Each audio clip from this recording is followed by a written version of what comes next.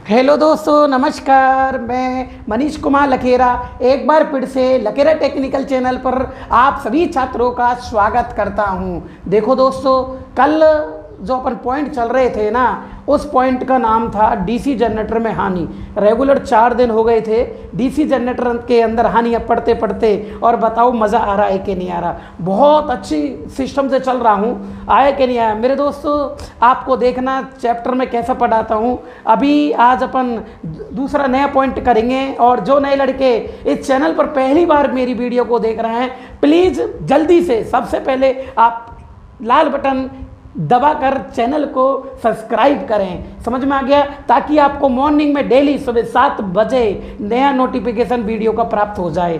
ठीक है मेरे दोस्तों, प्लीज़ प्लीज़ प्लीज़ सबसे पहले आप चैनल को सब्सक्राइब करें। समझ में आ रहा है ना? और पूरी वीडियो देख कर ही जाएँ। ऐसे मत जाना कि भाई तुमने 1 मिनट के लिए खोल लिया चैनल को, आए कि नहीं। पूरी वीडियो को देख कर जाएँ। अगर कुछ नया नहीं मिले तो बोल देना कि वास्तव में नया नहीं है। अब देखिएगा, कल चल रहा था डीसी जनरेटर में हानि, लेकिन कुछ लड़का है, एक लड़का था, उसने क्वेश्चन दिए थे, 1-2 क्वेश्चन व्हाट्सएप पर भेजे थे। उनको बता देता हूँ, समझा देता हूँ उनको मैं, हाँ वो भी ज़रूरी है। तो देखिएगा, देखो क्वेश्चन क्या है।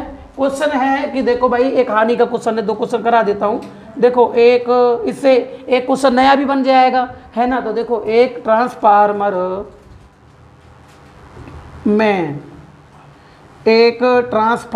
में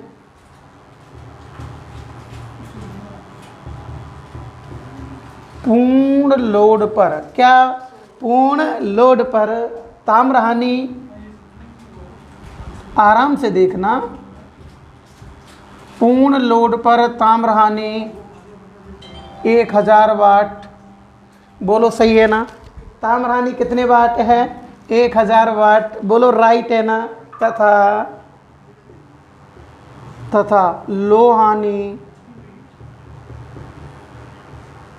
तथा लो हानि 150 वाट है, तो आधे भार पर,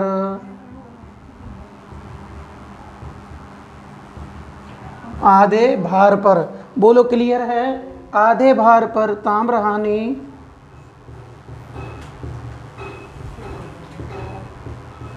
तथा लो हानि क्या होगी, ये क्वेश्चन है। सही है ना? देखो, ट्रांसफार्मर में फुल लोड पर ताम्र हानि कितने वाट है? 1000 वाट। एंड लो हानि कितने वाट है? 150 वाट है। अब देखो, लोड का मान क्या कर दिया है? आधा कर दिया। एक बात बताता हूँ मैं, अगर लोड बढ़ेगा तो ट्रांसफार्मर की वाइंडिंग में अधिक करंट जाएगी, क्योंकि लोड करंट बढ़ती है। सही बात है कि नहीं? जितना ज़्यादा लोड बढ़ता है उतनी ज़्यादा मशीन के अंदर लोड करंट बढ़ती है, और जितनी वाइंडिंग में करंट ज़्यादा जाएगी उतनी ही उसके अंदर ताम्र हानि होगी। क्यों? क्योंकि जितनी ज़्यादा वाइंडिंग में करंट जाएगी उतनी ही वाइंडिंग गर्म होगी, उसके गुण नष्ट होंगे, इसे ताम्र हानि कहा जाता है। तो लोड के अनुसार कौन सी हानि घटती बढ़ती है ट्रांसफार्मर में? ताम्र हानि। कौन सी हानि? ताम्र हानि लोड के अनुसार कम ज़्यादा होती है, लो हानि स्थिर होती है। ट्रांसफार्मर में मैं 3 दिन से पढ़ा रहा हूँ, ट्रांसफार्मर में कौन सी हानि स्थिर होती है? लो हानि। और कौन सी हानि परिवर्तनशील होती है? ताम्र हानि। बोलो समझ में आया कि नहीं आया? इसका मतलब होता है कि ध्यान रखना दोस्तों, लो हानि तो आपकी सेम टू सेम रहेगी, 150 वाट रहेगी, लेकिन कौन सी परिवर्तित होगी? ताम्र हानि। बोलो क्लियर है ना? तो देखिएगा, क्या कहते हैं कि आधा लोड करने पर,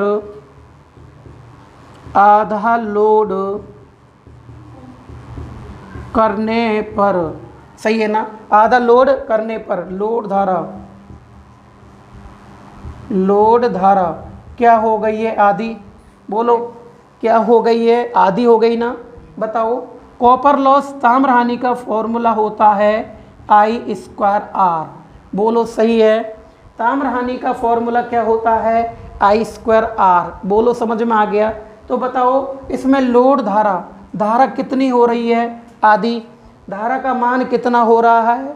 आधा हो रहा है ना? तो देखो CL बराबर, बताओ प्रतिरोध का मान परिवर्तित हो रहा है? नहीं, प्रतिरोध को मत छेड़ो आप लोग। केवल करंट आधी हो रही है, लोड धारा आधी हो रही है, 1/2 लिख दो धारा के नीचे। धारा के नीचे कितना लिख दिया? 1/2। 1/2 का क्या लगेगा? वर्ग लगेगा, तो कितना आएगा? 1/4। बोलो सही है ना? इसका मतलब आधा लोड करने पर, यानी कि आधा लोड करने पर लोड धारा 1/2 होगी। सही बात है कि नहीं? तो ताम्र हानि क्या होगी? बोलो लोड धारा कितनी करी है? आधी।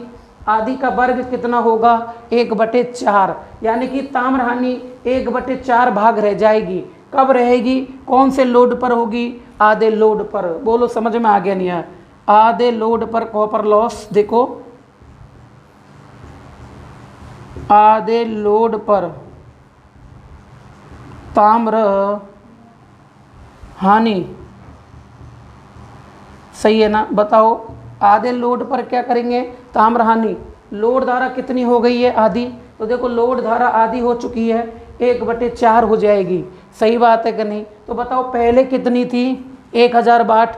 आधा लोड करने पर, लोड क्या कर दिया है? आधा। आधा करने पर कितनी रह जाएगी? 1/4। तो पहले 1000 थी, कितनी थी? 1000 थी ना। 1000 का कितना करना है? 1000 का 1/4 करना है। सही है ना? तो देखो ताम्र हानि देखेगा, चलो यहीं कर देते हैं ना, इसलिए देखो 1000 का कितना करोगे? 1/4 करोगे। बोलो सही है ना? बोलो क्लियर है? तो देखो मेरे दोस्तों, देखो 4 दूनी 8, समझ में आया ना? कितना बचे? 2। सही है ना? 2 बचाना इधर, और 2 के 0 20 हो गया ना। 4 पंजो 20 और ये 0। सही बात है कि नहीं? बताओ ताम्र हानि कितने वाट होगी? ताम्र हानि होगी आपकी, याद रखना, बोलो कितने वाट होगी? 250 वाट। बोलो क्लियर है? समझ में आ गया ना? अब देखो ताम्र हानि 250 वाट होगी। बताओ लो हानि पर कोई प्रभाव पड़ता है क्या? लोड धारा घटने पर और लोड धारा बढ़ने पर लो हानियों का कोई प्रभाव नहीं पड़ता है। चाहे लोड आधा हो जा, चाहे 2 गुना हो जा, 4 गुना हो जा, कितना ही हो जा, लो हानि तो वही रहेगी। और लो हानि का मान कितना होगा तुम्हारा? बोलो भाई कितना रहेगा? 150 वाट ही रहेगी। ये तुम्हारा आंसर हो चुका है। लेकिन इस टाइप के न्यूमेरिकल मैं आपको ट्रांसफार्मर में ही कराऊंगा। 8/7 भाग पर कितनी हानि होगी? 75% भार पर कितनी हानि होगी? ये सारे क्वेश्चन मैं आपको ट्रांसफार्मर में कराऊंगा। समझ में आना? आप टेंशन मत लो, आपने क्वेश्चन भेजा था इसलिए मैंने बताया है। बाकी इस टाइप के क्वेश्चन मैं आपको ट्रांसफार्मर में ही कराऊंगा। जहां पढ़ाऊंगा वहीं आपको न्यूमेरिकल कराऊंगा, क्योंकि जनरेटर के बहुत न्यूमेरिकल हो चुके हैं। ठीक है, तो बताइएगा ट्रांसफार्मर में पूर्ण भार पर कितने हानि? 1000 वाट। लो हानि कितनी है? 150 वाट। बोलो लोड क्या कर दिया? आधा। इसका मतलब लोड आधा कर दिया तो लोड धारा भी कितनी हो जाएगी? आधी। आधी लोड करंट होगी उसके अंदर। जब लोड ही आधा कर दिया तो आधी लोड करंट होगी। तो बताओ धारा कितनी हो गई है? आधी। आधी का वर्ग करोगे 1/4 रह जाएगी। पहले कितनी थी? 1000 वाट थी। 1000 वाट का कितना करोगे? 1/4 भाग। बोलो कितनी आएगी? 250 वाट। लो हानियों पर कोई इफेक्ट नहीं पड़ता है। फिर लो हानि सेम टू सेम कितनी रहेगी? 150 वाट। बोलो क्लियर हो गया? बोलो समझ में आ गया ना? फटाफट इसका स्क्रीनशॉट ले लो इस क्वेश्चन का। हाँ जी, बोलो ले लिया? समझ में आ रहा है? मज़ा आ रहा है ना? अब देखो अब क्या होता है, आगे क्वेश्चन क्या होता है देखिएगा। आगे सबसे इंपॉर्टेंट क्वेश्चन है, चलो इसको करा देता हूँ। यहाँ भी स्टूडेंट बहुत ज़्यादा गलती करेगा इस क्वेश्चन पर, इसको भी करा देते हैं। लड़के बोल रहे हैं तो चलो भाई मैं इनकी, चलो इनका करा देते हैं इनको। देखो भाई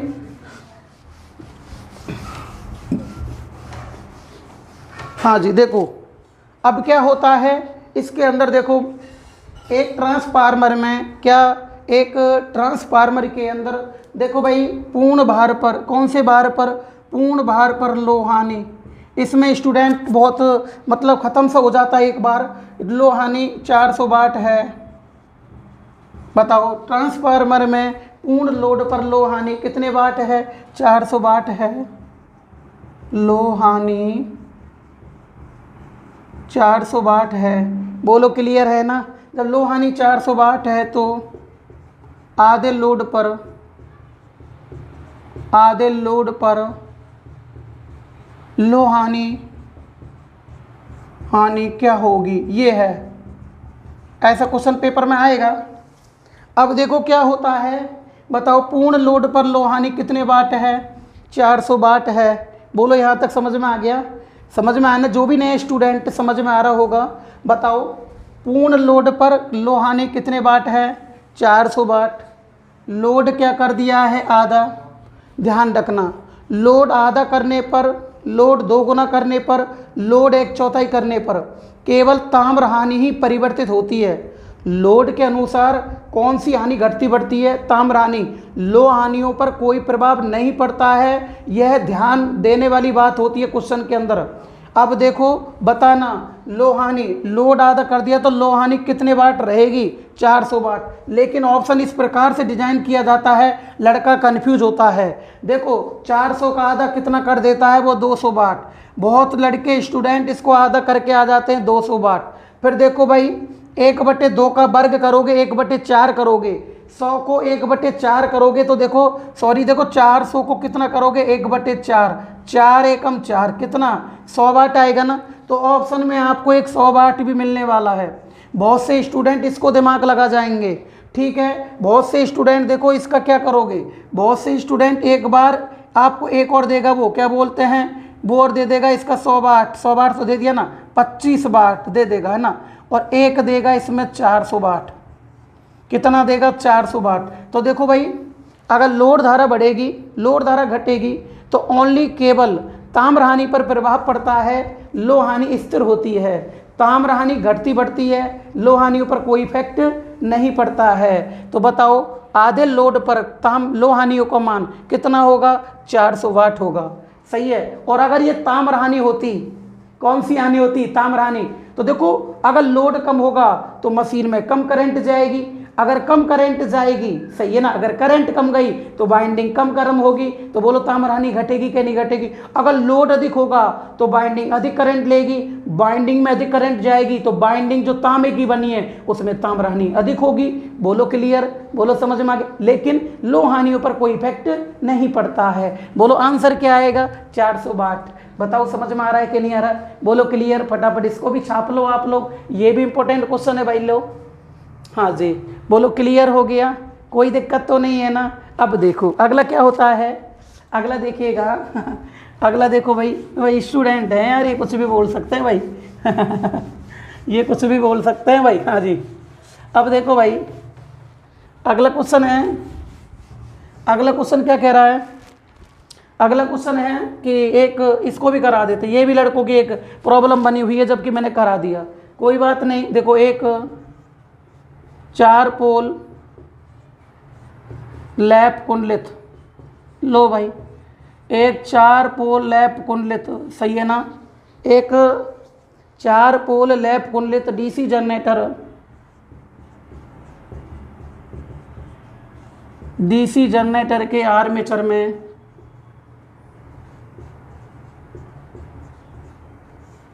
बोलो क्लियर है कि नहीं? डीसी जनरेटर के आर्मेचर में, बोलो समझ में आ गया? बताओ कौन सा कुंडलित है? लैप। पोलों की संख्या कितनी है? 4 है। देखो एक लैप 4 पोल लैप कुंडलित डीसी जनरेटर के आर्मेचर में, डीसी जनरेटर के आर्मेचर में, अरे समझ में आ रहा है ना? क्लियर हो गया ना? डीसी जनरेटर के आर्मेचर में 160 कॉइल है, 160 कुंडली है। बोलो कितनी कुंडली है? 160 कुंडली है। बोलो सही है ना? यदि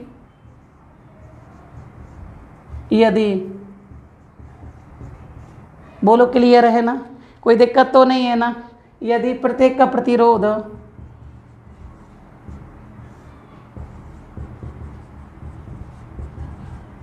अरे सही है ना? यदि प्रत्येक का प्रतिरोध 0.5 ओम है,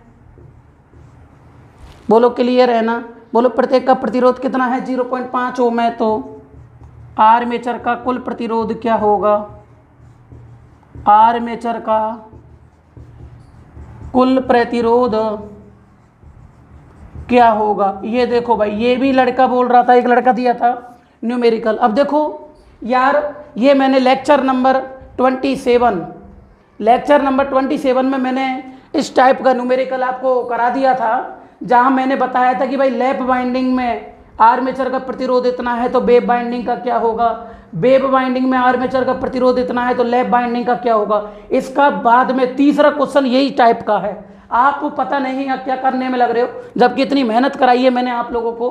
भाई इस टाइप का मैंने क्वेश्चन आपको करा दिया, केवल थोड़ी सी चेंज हुआ उसमें आप घबरा चुके हो। तो देखिएगा इसका फॉर्मूला क्या है, कुल प्रतिरोध किसका पूछ रहा है, आर्मेचर का। देखो कोई बात नहीं, गलती हो जाती है। आर्मेचर प्रतिरोध अच्छे से देखना आर्मेचर प्रतिरोध, इसका फॉर्मूला क्या होता है देखिएगा, यह है चालक की संख्या, चालक कुंडलियों की संख्या, आर्मेचर चालक कुंडली संख्या, आर्मेचर चालक कुंडली की संख्या, कुंडली संख्या इनटू, सही है ना, इनटू प्रत्येक का प्रतिरोध,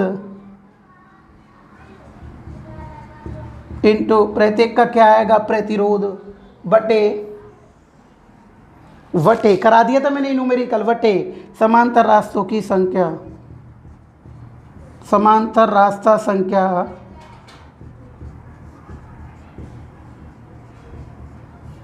का क्या आएगा, वर्ग आएगा। बताओ ये न्यूमेरिकल मैंने आपको कराया कि नहीं कराया था, इस टाइप का मैंने आपको न्यूमेरिकल करा दिया। जो स्टूडेंट इसको पहली बार क्लास को ले रहा है, आप अच्छे से देखो भाई, एक 4 पोल का लैप कुंडलित जनरेटर है, जिसके अंदर बताओ जनरेटर के आर्मेचर में कुंडली कितनी है, 160 कुंडली है। बताओ यदि प्रत्येक कुंडली का प्रतिरोध, यदि प्रत्येक का प्रतिरोध कितना है, 0.5 है, प्रत्येक का प्रतिरोध 0 कितना है, 5 ओम है, तो आर्मेचर का कुल प्रतिरोध क्या होगा, ये क्वेश्चन है। अब बताओ चालक, देखो जनरेटर कौन सा है, लैप, कौन सा है लैप। तो देखिएगा एक कंडीशन होती है, यहाँ पर मैंने जो नए स्टूडेंट है बता देता हूँ। लैप बाइंडिंग में एक रूल होता है, देखो भाई ये लैप बाइंडिंग है ना, कौन सी बाइंडिंग, लैप। तो लैप बाइंडिंग में क्या होता है मेरे दोस्तों, देखो जो पहली बार देख रहा है, देखो ए और पी दोनों साथ साथ आ रहे हैं, ये ए और पी, सही है ना। इसका मतलब लैप बाइंडिंग में ए बराबर पी होता है, ए बराबर क्या होता है, पी होता है। लैप बाइंडिंग में हमेशा ए बराबर पी होता है। देखो ए और पी दोनों साथ साथ आ रही है, ट्रिक है। तो देखो ए पी बराबर होंगे कैसे, देखो ध्रुवों की संख्या 4 है तो रास्तों की संख्या भी 4 होगी। अगर ध्रुवों की संख्या 8 है तो समांतर रास्तों की संख्या भी 8 होगी। लेकिन कौन सी बाइंडिंग में, लैप बाइंडिंग में। तो देखो लैप बाइंडिंग में ध्रुवों की संख्या कितनी है, 4।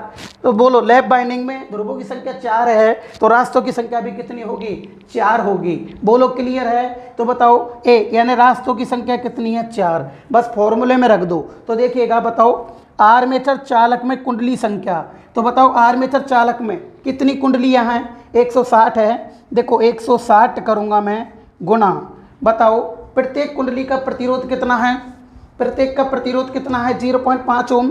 तो देखो 0.5 ओम मैं यहाँ कर दूंगा, बटे बताओ समांतर रास्तों की संख्या।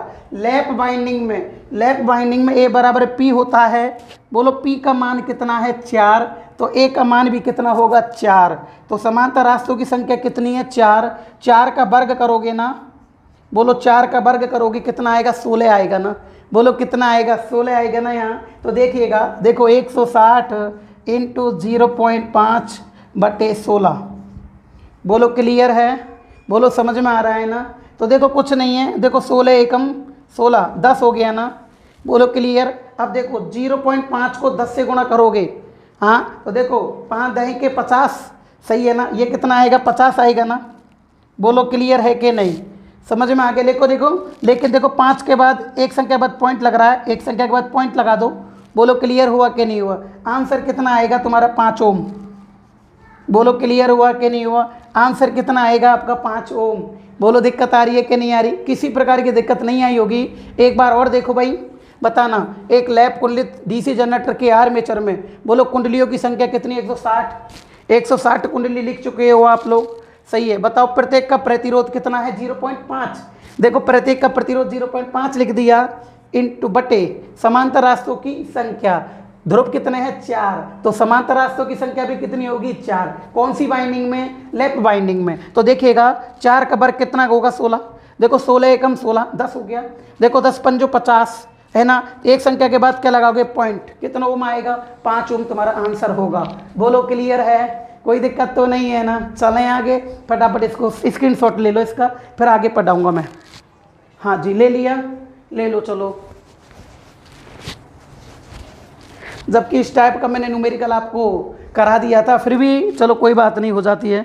देखो भाई अगला क्वेश्चन, अगला पॉइंट चलेगा। अब अपना लड़कों का कन्फ्यूज था ना वो दूर कर दिया। हाँ भाई कैसे हो भाई, कैसे हो Rakesh Saini ji, good morning, very very good morning, आपके लिए बहुत बहुत धन्यवाद।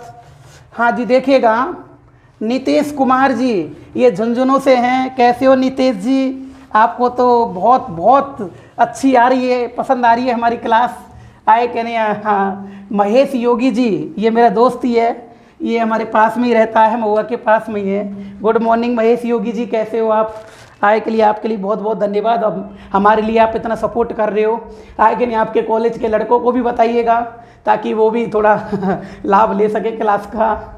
आ रहा है कि नहीं आ रहा, क्योंकि आपके पीछे ही मैं हूँ, समझ में आया, आपके बिना मैं आगे नहीं बढ़ सकता हूँ। ठीक है अब देखो भाई क्या होता है, आज का जो अगला पॉइंट है वो है, इसको भी काफ़ी दिन से स्टूडेंट बोल रहे थे, तो अगला पॉइंट है देखो भाई, डीसी जनरेटर का समांतर प्रचालन। डीसी जनरेटर का पैरेलल, PARALLEL, पैरेलल यानी कि समांतर प्रचालन। हाँ जी देखो डीसी जनरेटर का समांतर प्रचालन, ये क्या चीज़ होती है, इसको देखिएगा आप लोग। हाँ जी देखो, ये देखो भाई, देखो ये तो प्लस का है और ये माइनस का है, ये बस बार है। बस बार का मतलब इन जनरेटर की सप्लाई टर्मिनलों पर आएगी। किस पर आएगी, टर्मिनलों पर। तो देखो दो जनरेटर हैं जो कि आमने सामने लग रहे हैं, कहाँ लग रहे हैं, आमने सामने। देखो भाई अब क्या होता है, इस जनरेटर का प्रारंभिक सिरा देखो इधर लग गया, इसका भी प्रारंभिक सिरा ये लग गया, इसका अंतिम सिरा नीचे आ गया, इसका अंतिम सिरा नीचे आ चुका है। इसका मतलब प्रारंभिक सिरे एक साथ और अंतिम सिरे एक साथ जुड़े होते हैं, उसे बोला जाता है जनरेटर का समांतर प्रचालन। क्या बोला जाता है, जनरेटर का समांतर प्रचालन। अब देखो समांतर प्रचालन किसे कहा जाता है, सुनो, कि दो या दो से अधिक जनरेटरों को समांतर क्रम में संयोजित करके उनको चलाना ही समांतर प्रचालन कहा जाता है। दो या दो से अधिक जनरेटरों को समांतर क्रम में प्रचालित करके उनको संयोजित करके, समांतर क्रम में संयोजित करके उनको प्रचालित करना ही समांतर प्रचालन कहलाता है। इसे सिंक्रोनाइजिंग विधि भी कहा जाता है। कौन सी विधि, सिंक्रोनाइजिंग। यह क्वेश्चन अल्टरनेटर के संबंधित चैप्टर में से क्या बोलते हैं, राजस्थान बिजली विभाग 18 के पेपर में यह क्वेश्चन आ चुका है। क्वेश्चन था कि अल्टरनेटर के समांतर प्रचालन का दूसरा नाम क्या होता है, सिंक्रोनाइजिंग। क्या होता है, सिंक्रोनाइजिंग। बोलो क्लियर हो गया, बोलो समझ में आ गया ना। तो देखिएगा ये दो जनरेटर है जिनको समांतर क्रम में प्रचालित किया जा रहा है। किस क्रम में, समांतर क्रम में प्रचालित किया जा रहा है। देखिएगा अब देखो भाई क्या होता है, तो देखो मैं डेफिनेशन लिखाता हूँ इसकी। तो देखो दो या दो से अधिक, सही है ना, दो या दो से अधिक जनरेटरों को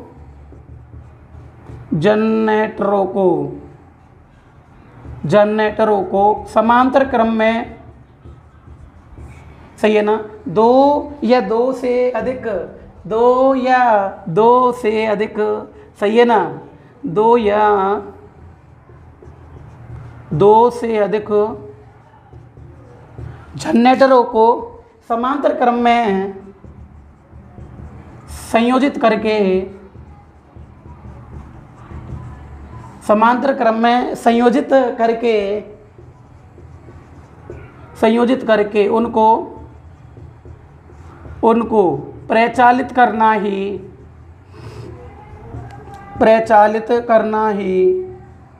सही है ना, उनको प्रचालित करना ही समांतर प्रचालन कहलाता है। समांतर प्रचालन कहलाता है। अब देखो समांतर प्रचालन कहलाता है, इधर देखना, दो या दो से अधिक जनरेटरों को समांतर क्रम में संयोजित करके उनको प्रचालित करना ही, उनको चलाना ही समांतर प्रचालन कहलाता है। बोलो कोई दिक्कत तो नहीं है ना, समझ में सारी चीज़ आ रही है ना। अब देखो अब क्या होता है, इसे अल्टरनेट, इसे जनरेटरों का सिंक्रोनाइजिंग भी कहते हैं। इसे जनरेटरों का क्या कहते हैं? सिंक्रोनाइजिंग भी कहते हैं इसे। ये क्वेश्चन भी आ चुका है। इसे जनरेटरों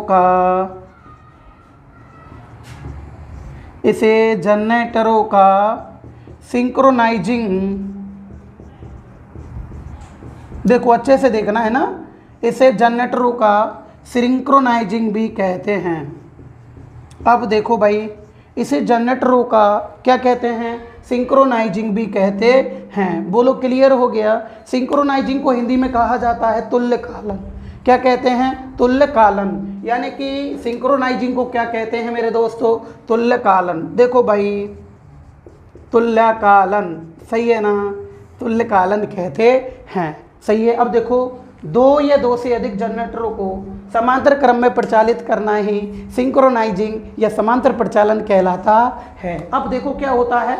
देखो भाई, ये एक मशीन है, ये पहले से चल रही है। अच्छे से देखना, इसे बोलते हैं रनिंग मशीन, जो पहले से चल रही है। इसे क्या बोलोगे? रनिंग मशीन, सही है। इसकी देखो बस बार पे सप्लाई आ रही है, बस बार पे सप्लाई क्या हो रही है? आ रही है। यह एक डीसी शंट जनरेटर है। यह क्या है? DC shunt generator. समांतर प्रचालन के लिए जो प्रयोग लिया गया है, उस जनरेटर का नाम क्या है दोस्तों? DC shunt generator.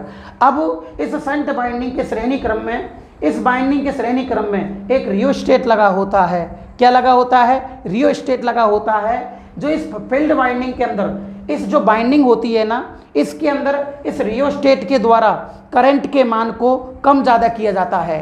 जब रियोस्टेट के द्वारा करंट, फील्ड बाइंडिंग में जाने वाली करंट के मान को कम ज़्यादा किया जाता है। अगर इस फील्ड बाइंडिंग में कम करंट जाती है, चुंबक कम बनता है, जनरेटर वोल्टेज कम बनाता है। अगर इस फील्ड बाइंडिंग में अधिक करंट जाती है तो चुंबक ज़्यादा बनता है, जनरेटर अधिक वोल्टेज बनाता है। बोलो क्लियर हो गया? समझ में आ गया ना? तो रियोस्टेट क्या करता है? इस फील्ड बाइंडिंग में जाने वाली करंट के मान को कम ज़्यादा करता है। बोलो क्लियर? यह पहले से चालू मशीन है, यह रनिंग मशीन है जो पहले से चल रही है। इसकी वोल्टेज बस बार पर जा रही है। अगली इसके समांतर में मैंने एक नई मशीन लगा चुका हूँ, उसका नाम है मेरे दोस्तों इनकमिंग मशीन। क्या नाम है? इनकमिंग मशीन, जो इसके समांतर क्रम में लगाई जाती है। लेकिन मेरे दोस्तों इधर देखिएगा आप लोग, मैंने क्या किया है, अभी इसका स्विच चालू नहीं किया है, इसकी सप्लाई अभी बस बार पर नहीं जा रही है। यह चालू तो है जनरेटर, परंतु इसकी सप्लाई बस बार पर नहीं जा रही है। क्यों? क्योंकि देखो, यह अभी सप्लाई बंद है। यह सप्लाई क्या है? बंद है। यह सप्लाई अभी बंद है। बोलो समझ में आ रहा है कि नहीं आ रहा? अभी जनरेटर तो चालू है, लेकिन इसके स्विच के द्वारा ऊपर सप्लाई को मैं नहीं जाने दे रहा हूँ। क्यों नहीं जाने दे रहा हूँ? इसको मैं जब तक चालू नहीं करूँगा तब तक मेरी जो शर्त हैं वो पूरी होनी चाहिए। मेरी शर्त क्या क्या है? जब मेरी शर्त पूरी होगी तो ही मैं इसको सामने, इसके समांतर में इसको ऑन कर दूंगा, नहीं तो इसको मैं ऑन नहीं करूंगा। जनरेटर तुम चला लो, तुमने जनरेटर घुमा दिया, वोल्टेज बना लिया है इसने, परंतु मैंने इसके स्विच को ओपन रखा है, बस बार पर सप्लाई नहीं जा रही है। ऐसा क्यों किया गया है? कारण है इसका भी, पहले मैं बताता हूँ। इन दोनों जनरेटरों को समांतर क्रम में चलाने के लिए इनकमिंग मशीन की ध्रुवता, इनकमिंग मशीन की ध्रुवता प्लस माइनस ध्रुवता होती है। प्लस माइनस क्या होती है? ध्रुवता। तो इस मशीन की ध्रुवता रनिंग मशीन के समान होनी चाहिए। यानी कि इसका पहला सिरा प्लस से है, अंतिम सिरा माइनस से है, तो इसका पहला सिरा प्लस से, इसका अंतिम सिरा प्लस से, ये समान होने चाहिए, उल्टे सीधे नहीं होने चाहिए। तो इनकी शर्त क्या है? पहली शर्त है दोनों की ध्रुवता समान होनी चाहिए। इसकी ध्रुवता इसके समान होनी चाहिए। इनकमिंग मशीन की ध्रुवता रनिंग मशीन के समान होनी चाहिए। बोलो क्लियर है? तो देखिएगा समांतर क्रम में प्रचालन की शर्त, देखो भाई अच्छे से देखना। समांतर क्रम में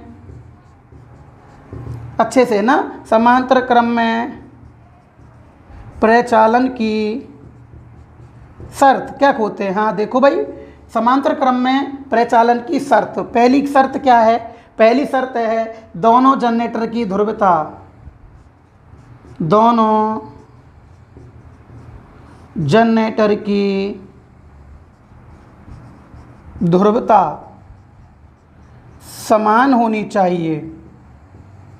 बोलो सही है ना? दोनों जनरेटर की ध्रुवता समान होनी चाहिए। बोलो क्लियर है? कोई दिक्कत तो नहीं है? अगला होता है दोनों जनरेटरों की फ्रीक्वेंसी यानी कि आवृत्ति का मान समान होना चाहिए। इसकी आवृत्ति इसके समान होनी चाहिए, यानी कि इसकी 50 हर्ट्ज है तो इसकी भी 50 हर्ट्ज होनी चाहिए। लेकिन यहाँ पर जो स्टूडेंट इस क्लास को देख रहा है उसके मन में एक बात आ रही है कि भाई ये तो डीसी देगा और डीसी पर फ्रिक्वेंसी नहीं होती है। बोलो यही बात सोच रहे हो ना आप लोग? लेकिन मैं क्या कह रहा हूँ, इस आर्मेचर के अंदर जो उत्पन्न जो आर्मेचर के अंदर है वो तो सप्लाई एसी है ना भाई। आर्मेचर के अंदर जो सप्लाई उत्पन्न हो रही है उसका नाम तो एसी है ना। बोलो क्लियर है? कौन सी है वो? एसी है ना। इसलिए फ्रिक्वेंसी तो होगी तो दोनों की आवृत्ति क्या होनी चाहिए? समान होनी चाहिए। तो देखिएगा अब दूसरे इसकी शर्त है दोनों की आवृत्ति, सही है ना? दोनों की आवृत्ति समान होनी चाहिए।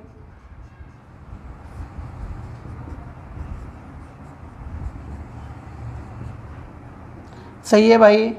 दोनों की आवृत्ति क्या होनी चाहिए? समान। अगली बात आती है कि भाई दोनों की टर्मिनल वोल्टेज, ध्यान रखना, टर्मिनल वोल्टेज यानी कि लोड पर, इस लोड पर दोनों की टर्मिनल वोल्टेज समान होनी चाहिए। दोनों की टर्मिनल वोल्टेज क्या होनी चाहिए? समान। तो देखिएगा इसकी तीसरी जो बीमारी है वो क्या है? तो देखो दोनों की, आराम से, दोनों की टर्मिनल वोल्टेज समान होनी चाहिए। बोलो सही है ना? दोनों की टर्मिनल वोल्टेज समान होनी चाहिए। बोलो क्लियर है? दोनों की टर्मिनल वोल्टेज क्या होनी चाहिए मेरे दोस्तों? समान। अगली बात होती है दोनों का वोल्टेज रेगुलेशन, नो लोड और फुल लोड का अंतर समान होना चाहिए। बोलो समझ में आ रहा है कि नहीं आ रहा? तो दोनों का वोल्टेज रेगुलेशन भी क्या होना चाहिए? समान होना चाहिए। तो देखिएगा चौथा क्या होता है? दोनों का वोल्टेज रेगुलेशन, शर्त बहुत बार आती है पेपर में ना, वोल्टेज रेगुलेशन समान होना चाहिए। सही है ना? दोनों का वोल्टेज रेगुलेशन क्या होना चाहिए? समान होना चाहिए। बोलो क्लियर? अगली दोनों की वोल्टेज रेटिंग, दोनों की वोल्टेज क्षमता समान होनी चाहिए। दोनों की वोल्टेज रेटिंग, तो देखो दोनों की वोल्टेज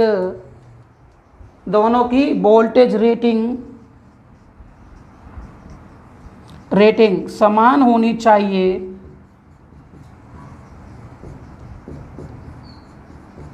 सही है ना? अब देखो भाई आपसे पूछ लेता है कि देखो भाई सुनना अच्छे से, कि दो या दो से अधिक जनरेटरों को समांतर क्रम में प्रचालित करना ही समांतर प्रचालन कहलाता है। समांतर क्रम में लगा दिया, सही है। इसे सिंक्रोनाइजिंग भी कहा जाता है, सही है। अब इनको समांतर क्रम में प्रचालित करने की शर्त क्या क्या होनी चाहिए? तो पहली शर्त क्या है?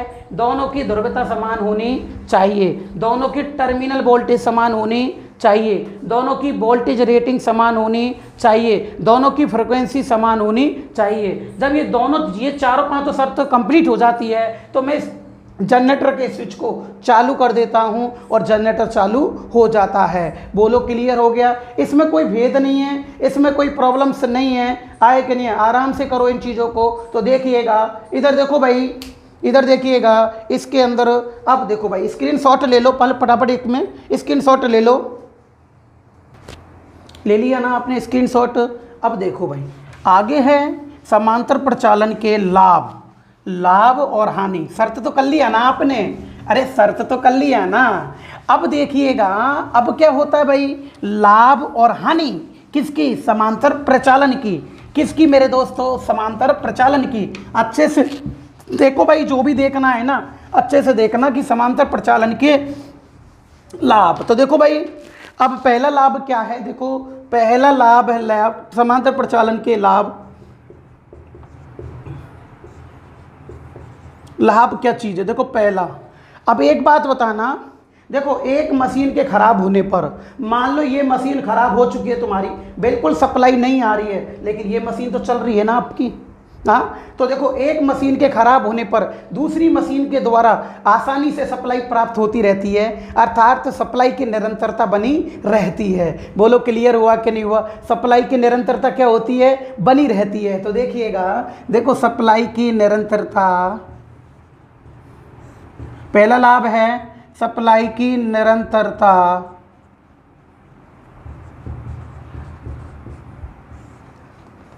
बनी रहती है। बोलो क्लियर है? अरे समझ में आ रहा है ना? बताओ, एक जनरेटर ये खराब हो जाता है तो बताओ इसके द्वारा सप्लाई ऊपर आएगी कि नहीं आएगी? तो सप्लाई की निरंतरता बनी रहती है। दूसरा लाभ क्या है, देखो अगर मान लो कॉलोनी में अचानक लोड की मांग बढ़ चुकी है, लोड की मांग बढ़ चुकी है, तो तुरंत आप एक जनरेटर इसके समांतर क्रम में और लगा दो और लोड की मांग को आसानी से पूरा किया जा सकता है। यानी कि बढ़े हुए लोड की मांग को आसानी से पूरा कर सकते हैं। तो देखिएगा दूसरा लाभ क्या है, देखो बढ़े हुए लोड की मांग को आसानी से पूरा कर सकते हैं। बोलो क्लियर है ना? बढ़े हुए लोड की मांग को आसानी से पूरा कर सकते हैं। समझ में आ रहा है ना? कर सकते हैं। बोलो क्लियर है?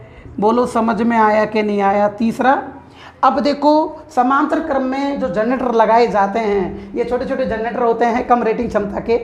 अब ये क्या होता है, छोटे छोटे जनरेटरों को एक स्थान से दूसरे स्थान पर आसानी से लाया ले जाया जा सकता है। बोलो क्लियर? समझ में आया कि नहीं आया? तो देखिएगा, छोटे छोटे जनरेटरों को लाभ हो रहे हैं ना, छोटे छोटे जनरेटरों को, सही है ना, एक स्थान से, अरे राइट है ना, एक स्थान से दूसरे स्थान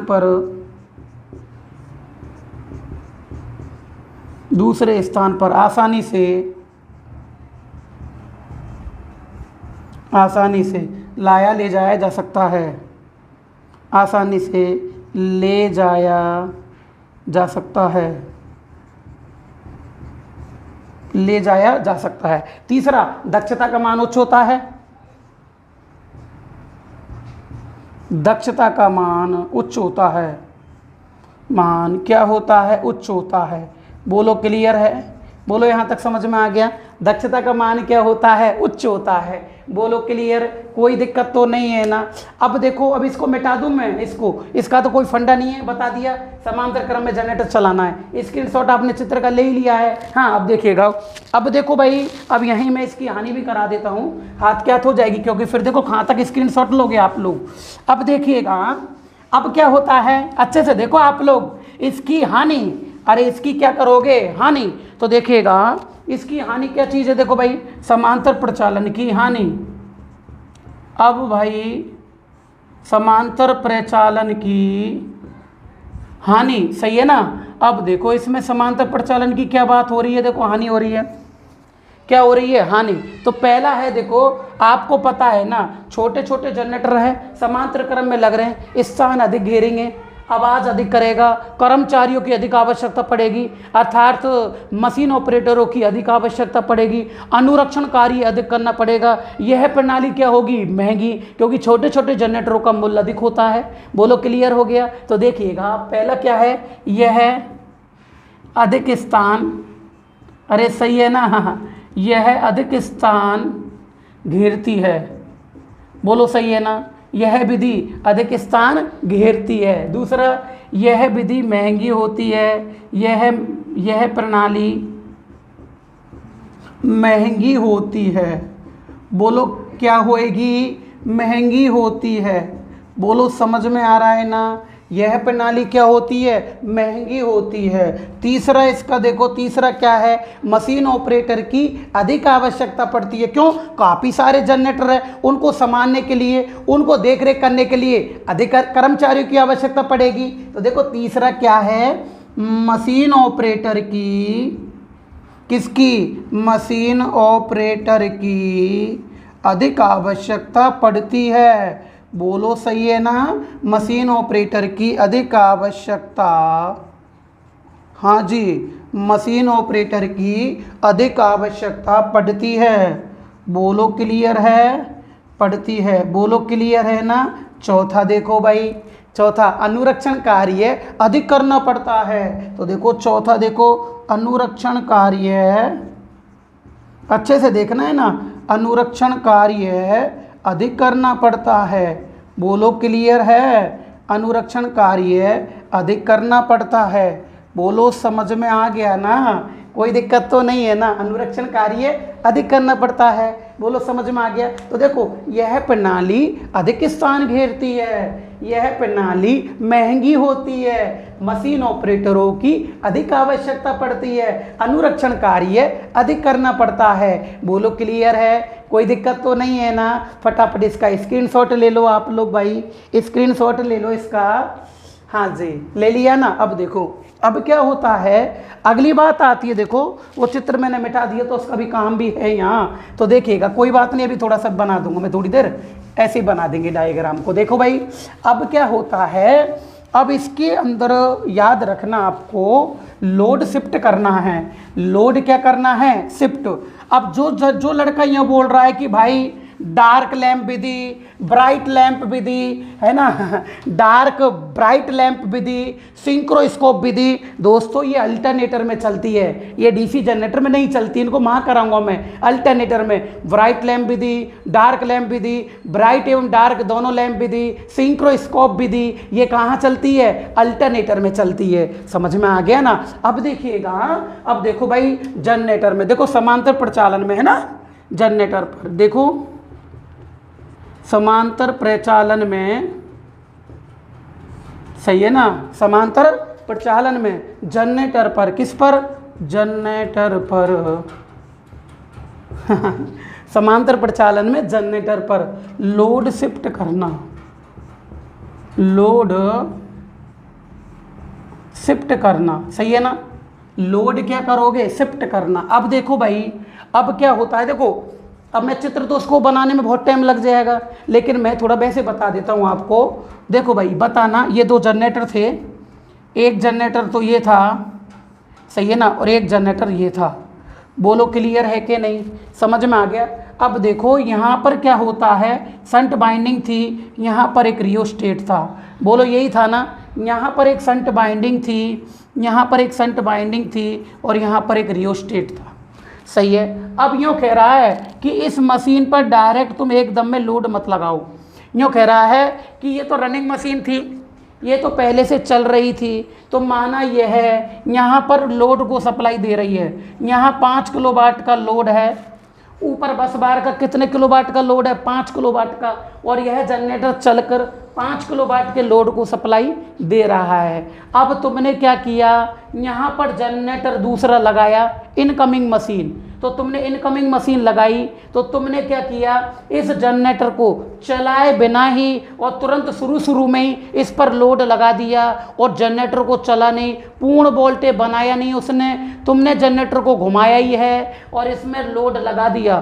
तो इस अत्यधिक लोड के कारण इस जनरेटर पर स्पार्किंग होगी, मशीन की बाइंडिंग जल जाती है। इसलिए कभी भी इनकमिंग मशीन पर डायरेक्ट लोड नहीं डाला जाता है, डायरेक्ट लोड नहीं डालते हैं। लोड कैसे डालते हैं, देखो इस मशीन पर लोड डालना है मेरे को, तो क्या करते हैं, देखो इसका डीसी उत्तेजन तो कम करते चलो, यानी कि इसकी डीसी एक्साइटेशन, ये जो फील्ड वाइंडिंग में जो करंट जाती है ना, उस डीसी उत्तेजन के मान को कम करते चलो, तो इसकी वोल्टेज कम होती जाएगी, और इसकी धीरे धीरे बढ़ाते चलो, तो इसकी डीसी उत्तेजन धीरे धीरे बढ़ाओ और इसका डीसी उत्तेजन धीरे धीरे घटाओ, ताकि इसकी वोल्टेज धीरे धीरे घट जाए, इसकी वोल्टेज धीरे धीरे बढ़ जाए, ताकि इस पर धीरे धीरे लोड आसानी से चढ़ सके। बोलो क्लियर। अगली बात होती है, देखो इसकी ख्याल तो ये आएगा कि इसके डीसी उत्तेजन, यानी कि देखो लोड शिफ्ट करना है, तो देखो पहला क्या है, रनिंग मशीन, आराम से देखना, रनिंग मशीन, सही है ना, रनिंग मशीन क्या, रनिंग मशीन के डीसी उत्तेजन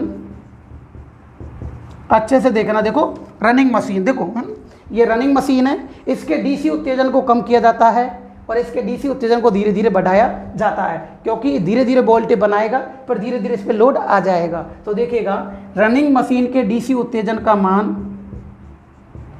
मान धीरे धीरे घटाया जाता है, धीरे धीरे घटाया जाता है, अच्छे से देखना, धीरे धीरे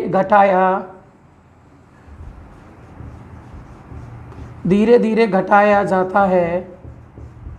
बोलो समझ में आ गया? तो देखो रनिंग का तो घटाओगे, ये पहले चल रही है और उसका धीरे धीरे बढ़ाया जाता है।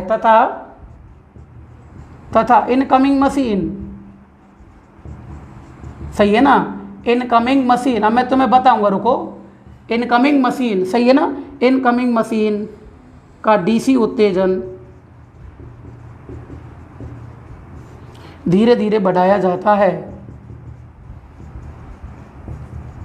धीरे धीरे बढ़ाया जाता है। बोलो क्लियर, समझ में आ गया? तो देखो इसका डीसी उत्तेजन तो धीरे धीरे घटाया जाता है और इसका डीसी उत्तेजन धीरे धीरे बढ़ाया जाता है। कोई दिक्कत तो नहीं है ना, समझ में आ रहा है ना? अगला देखो, दूसरी कंडीशन ये भी आ सकती है, देखो इसके फ्यूल सप्लाई, इसकी फ्यूल सप्लाई, फ्यूल होता है ईंधन और ईंधन होता है पेट्रोल या डीजल, डीजल मान लो। तो देखो डीजल इंजन के द्वारा ये जनरेटर चल रहा है, ये डीजल इंजन के द्वारा चल रहा है और ये भी डीजल इंजन के द्वारा चल रहा है। डीजल इंजन इसको घुमा रहा है, डीजल इंजन इसको घुमा रहा है, सही है ना? तो देखो इसमें क्या करते हैं, इसकी फ्यूल सप्लाई, फ्यूल यानी ईंधन, तो इसकी फ्यूल सप्लाई धीरे धीरे घटाई जाती है और इसकी फ्यूल सप्लाई धीरे धीरे बढ़ाई जाती है। या फ्यूल सप्लाई या प्राइम मूवर की इनपुट शक्ति, इसके प्राइम मूवर की गति को कम किया जाता है और इसके प्राइम मूवर की गति को धीरे धीरे बढ़ाया जाता है। तो देखिएगा इन रनिंग मशीन है ना, रनिंग, अभी तुम्हें ट्रिक बताऊंगा, देखो रनिंग मशीन, कुछ मत पढ़ना, रनिंग मशीन के प्राइम मूवर है ना, रनिंग मशीन के प्राइम मूवर कुछ नहीं है इनमें, है ना, रनिंग मशीन के प्राइम मूवर की, सही है ना, रनिंग मशीन के प्राइम मूवर की इनपुट शक्ति, इनपुट शक्ति या फ्यूल सप्लाई, या फ्यूल सप्लाई, या फ्यूल सप्लाई धीरे धीरे घटाई जाती है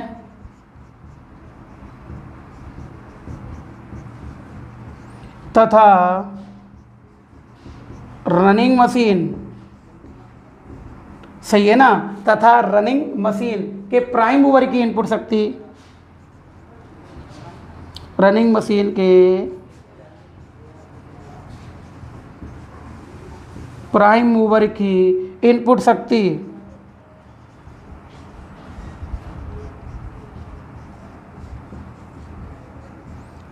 शक्ति तथा फ्यूल सप्लाई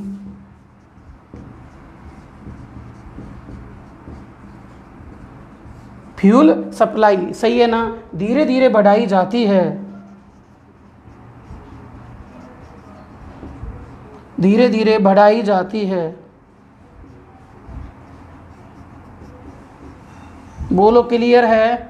बोलो समझ में आ रहा है ना? देखो इसकी तो घटाओगे और इसकी बढ़ाओगे, तो देखो कुछ नहीं आ रहा तुम्हारे पास में, आपसे केवल इतना ही पूछेगा कि लोड का शिफ्ट किस प्रकार किया जाता है, तो कुछ भी नहीं है, ऑप्शन देगा, तो याद रखना ऑप्शन में क्या आने वाला है, इसकी तो घटानी है धीरे धीरे, तो इनकमिंग रनिंग की तो घटाओगे जो पहले से चल रही थी और इनकमिंग की बढ़ाई जाती है, बस इतना से करना, कुछ नहीं करना। तो देखो इसका डीसी उत्तेजन या प्राइम मूवर की इनपुट शक्ति या फ्यूल सप्लाई, डीसी उत्तेजन, प्राइम मूवर की इनपुट शक्ति या फ्यूल सप्लाई, इसकी तो घटाई जाती है और इसकी बढ़ाई जाती है। बोलो क्लियर हो गया? समझ में आया ना? अब देखो यदि अब क्या होता है कि देखिएगा इसकी तो घटाओगे और इसकी क्या करोगे, बढ़ाओगे। बोलो क्लियर? अब याद रखना यदि इस पर डायरेक्ट तुम लोड लगा देते हो, डायरेक्ट क्या लगा देते हो, लोड, सीधे ही इस पर प्रारंभिक अवस्था में लोड लगा देते हो इनकमिंग मशीन पर, कौन सी पर, इनकमिंग मशीन पर। देखो इनकमिंग मशीन इधर की, वो उस मशीन इनकमिंग मशीन पर अगर सीधे लोड लगा देते हो, पूरा लोड बस बार का उस पर लगा दिया, वोल्टेज ढंग से बने नहीं, वो अच्छे से चालू हुआ नहीं, और उस पर प्रारंभ में लोड लगा दिया जाता है, तो उस लोड करंट के कारण, अत्यधिक लोड के कारण मशीन में स्पार्किंग होती है और मशीन की वाइंडिंग जल सकती है। समझ में आ गया? इसलिए कभी भी डायरेक्ट लोड नहीं लगाना चाहिए, धीरे धीरे पूरे काम किया जाता है। तो देखिएगा क्या आता है। देखो भाई, नोट लगा देंगे यहीं आप लोग, और नोट क्या लगाएंगे, देखो जब, है ना, यदि बोलते हैं ना इसको, है ना, देखो देखो, यदि इनकमिंग मशीन पर, बोलो सही है ना, इनकमिंग मशीन पर, सही है ना, इनकमिंग मशीन पर प्रारंभ में सीधे ही लोड लगा दिया जाता है, सीधे ही लोड लगा दिया जाता है। देखना आराम से, सीधे ही लोड लगा दिया जाता है, अच्छे से देखना। तो उस मशीन पर, हाँ जी भाई, क्या बोलते हैं, उस मशीन पर तो मोतीलाल जी नाराज हो गए, देखिए नाम ही नहीं लिया, आगे याद ही नहीं किया, बोल रहे हैं मैं तो याद ही नहीं किया आज तो। हाँ मोतीलाल जी, देखो उस मशीन पर, जैसे ही उस मशीन पर लोड लगाया जाता है, हाँ भाई देखो गणेश जी, आप एक बात बताओ, जब इनकमिंग मशीन पर डायरेक्ट लोड लगा दोगे तो उस लोड के कारण स्पार्किंग होगी और वाइंडिंग जल सकती है। वो मशीन चालू हो ही नहीं, वोल्टेज बना नहीं उस पर, तो क्या होता है, उस मशीन पर अधिक स्पार्किंग के कारण, उस मशीन पर अत्यधिक लोड से, अत्यधिक लोड से बहुत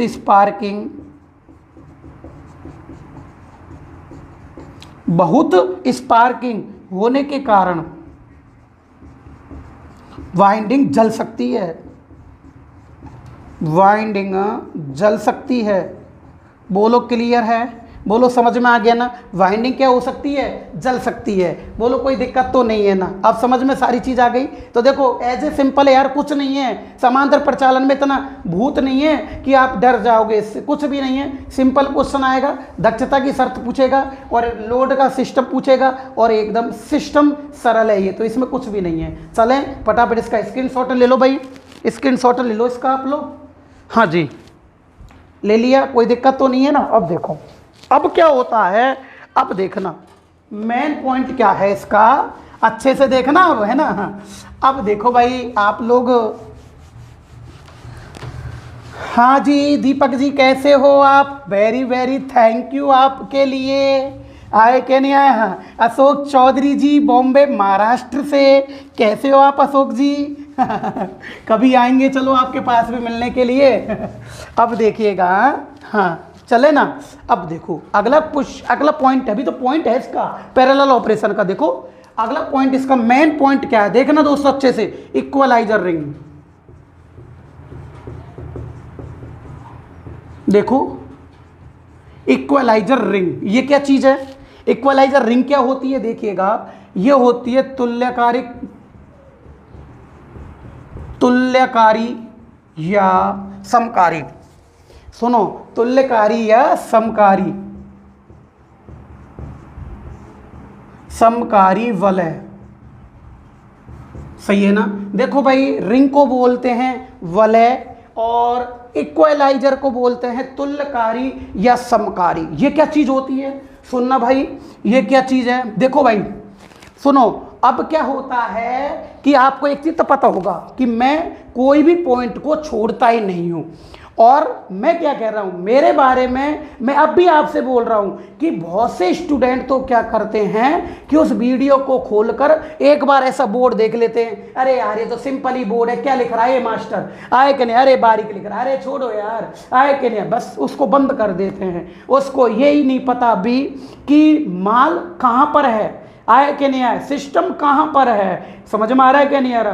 कि भाई ऐसे चीज थोड़ी है कि ऊपर से सज धज लिए, आए कि नहीं आए, अंदर सिस्टम ही पता नहीं क्या हो रहा है। हाँ, तो इसमें क्या होता है भाई, आप लोग समझो तो सही। बहुत से स्टूडेंट तो ऐसे ही कर रहे हैं, इस वीडियो को केवल इतना देखते हैं, ओ सिंपल बोर्ड, अरे ये तो मास्टर ही बेकार है, आए कि नहीं आए, सिंपल बोर्ड, क्लास को नहीं देखते हैं 1% भी बहुत से स्टूडेंट, आए कि नहीं। बहुत से स्टूडेंट के तो बिल्कुल आंखों की परत चढ़ी हुई है, आगे पट्टी बंधी हुई है, आगे उनको कुछ दिखाई नहीं दे रहा है, भेड़ चाल चल रहे हैं। हाँ, उनको बाद में दिखाई देगा, अभी तो तुम शांत रखो, सब शांत रहो, खेल तो दिखाऊंगा। यार एक बात बताओ, एक लड़के का मैसेज आ रहा था कि सर ऑफलाइन कैसे, तो मेरी ऑफलाइन क्लास इससे 10 गुना अच्छी चलती है। जब मैं ऑनलाइन क्लास ऐसे चला रहा हूं तो 10 गुना अच्छी। मतलब क्या होता है, मैं क्वेश्चन मैं ही खुद ही बनवाता हूं, ऐसे लिखवाता हूं, लिखो बच्चों इक्वलाइजर रिंग क्या होती है, तो उनको खुद ही वहां पर नोट्स बनवाता हूं, है कि नहीं। और ये मत सोच लेना कि डीसी जनरेटर रट रखा है, खाक हो रहे हो तुम। सिंक्रोनस मोटर अल्टरनेटर की पीडीएफ भेज दी मैंने, देखना अल्टरनेटर मैंने 55 पन्नों में करा रखा है, कोई माई का लाल किसी ने भी नहीं कराया हिंदुस्तान के अंदर। हाँ, 55 पन्नों में अल्टरनेटर कहते किससे हैं, हाँ, एक एक पॉइंट ऐसे रच रच के पढ़ा रखा है। तो अगर ऐसा होता तो मैं तुम्हें जनरेटरी कंप्लीट कराता, समझ में आया कि नहीं। और चैप्टर तो फिर मेरे 5 पन्ने में रहते। अरे मैं क्या कह रहा हूँ, मेरे पास आओ, 10,000 नगद रुपए इनाम दूंगा, कॉफी मिलाओ आप लोग, आए कि नहीं। सेम टू सेम, मैं तो ये कहता हूँ पेपरों के अंदर 80% सेम टू सेम, आए कि नहीं। कुछ ऐसे नहीं पढ़ाना, पढ़ाते जाता है एक एक शब्द खोल खोल कर, आए कि नहीं। टेक्निकल क्या कहती है, टेक्निकल तो यही कहती है कि उसकी बिल्कुल पॉइंट वही पॉइंट क्वेश्चन भी होने चाहिए, ऐसे क्वेश्चन आते हैं, आए कि नहीं। एक स्टूडेंट था, वो बोल रहा था गुरुजी मैंने इतनी इतनी मोटी मोटी किताब पढ़ ली, दो कुछ भी नहीं हो रहा। क्या होगा, कुछ भी नहीं हो, क्यों, क्योंकि तुमने चैप्टर तो ऐसे पढ़े नहीं।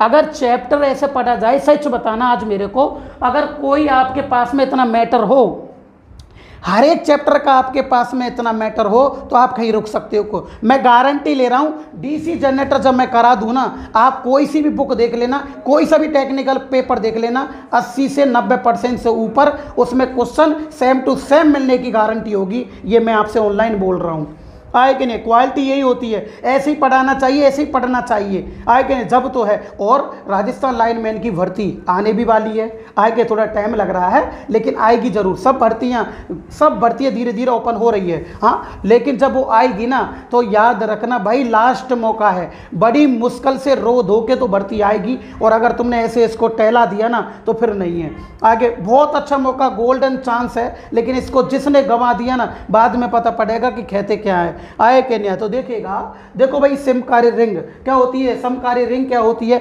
अच्छे से पढ़ो, मेहनत करो, आए कि नहीं। मौका हाथ से जाने मत देना, क्योंकि ये मौका चला गया, वापस नहीं आएगा। एक बात बताता हूँ, चलो तुम्हें बता ही देता हूँ। देखो भाई, यहाँ 100 क्वेश्चन होते हैं ना टेक्निकल के, सही बात है कि नहीं। राजस्थान बिजली विभाग में टेक्निकल के 100 क्वेश्चन आते हैं, आए कि नहीं आए। 100 क्वेश्चन दावोदार होता है, एक क्वेश्चन 2 नंबर का होता है, टोटल 200 के हो गए। बोलो क्लियर है कि नहीं। और नॉन टैक आती है तुम्हारी 50 नंबर की, 50 की नॉन टैक आती है। बोलो क्लियर है कि नहीं। तो मैं क्या कह रहा हूँ कि मैं मेरी कॉपी के अंदर जो रिकॉर्ड पढ़ाता हूँ उसके 80% सेम टू सेम मिलने की गारंटी होती है। 80% तो कोई माई का लाल रोक नहीं सकता, आए कि नहीं आए। लेकिन आपको ये बताओ, चलो मैं आपको चैप्टर पढ़ा दिया ना, ये जनरेटर आप मिला लेना कितना % पेपर में आ रहा है। आपको राजस्थान लाइनमैन की पीडीएफ भेज दूंगा मैं ग्रुप में, आप मिलाना। एनसीएल का पेपर भेजूंगा आपको, हाँ, राजस्थान का पेपर, राजस्थान इंस्पेक्टर का पेपर भेजूंगा, सब पेपर मिलाना आप लोग। 1-2 पेपर की कह नहीं सकते हैं, कुछ पेपर आते हैं ऐसे, अगर 5-10 शिफ्टों में पेपर लगा तो 1-2 पेपर की कह नहीं सकते, बाकी मिल जाता है। तो बताओ, एक क्वेश्चन 2 नंबर का, तो मैं क्या कह रहा हूँ, मेरे पिछली बार भी खूब पेपरों में 85, 86, 90 तक क्वेश्चन फंस चुके थे पेपर के अंदर। हाँ, जब ऐसा पढ़ाता हूँ तो फंसेंगे क्वेश्चन तो वो। हाँ, तो यार एक बात बताओ, अगर क्वेश्चन मरे से मरे, मैं बता रहा हूँ, अगर 70 क्वेश्चन, 70 तो आंख मीच के ले लेना, आए कि नहीं आए। 70 से ऊपर जाएंगे क्वेश्चन तो मैं तो ये बता रहा हूँ, वीकनेस लड़का होगा। 70 to 70, 70 दूना कितना होता है, 140 नंबर होते हैं। 70 तो क्वेश्चन फंस गए।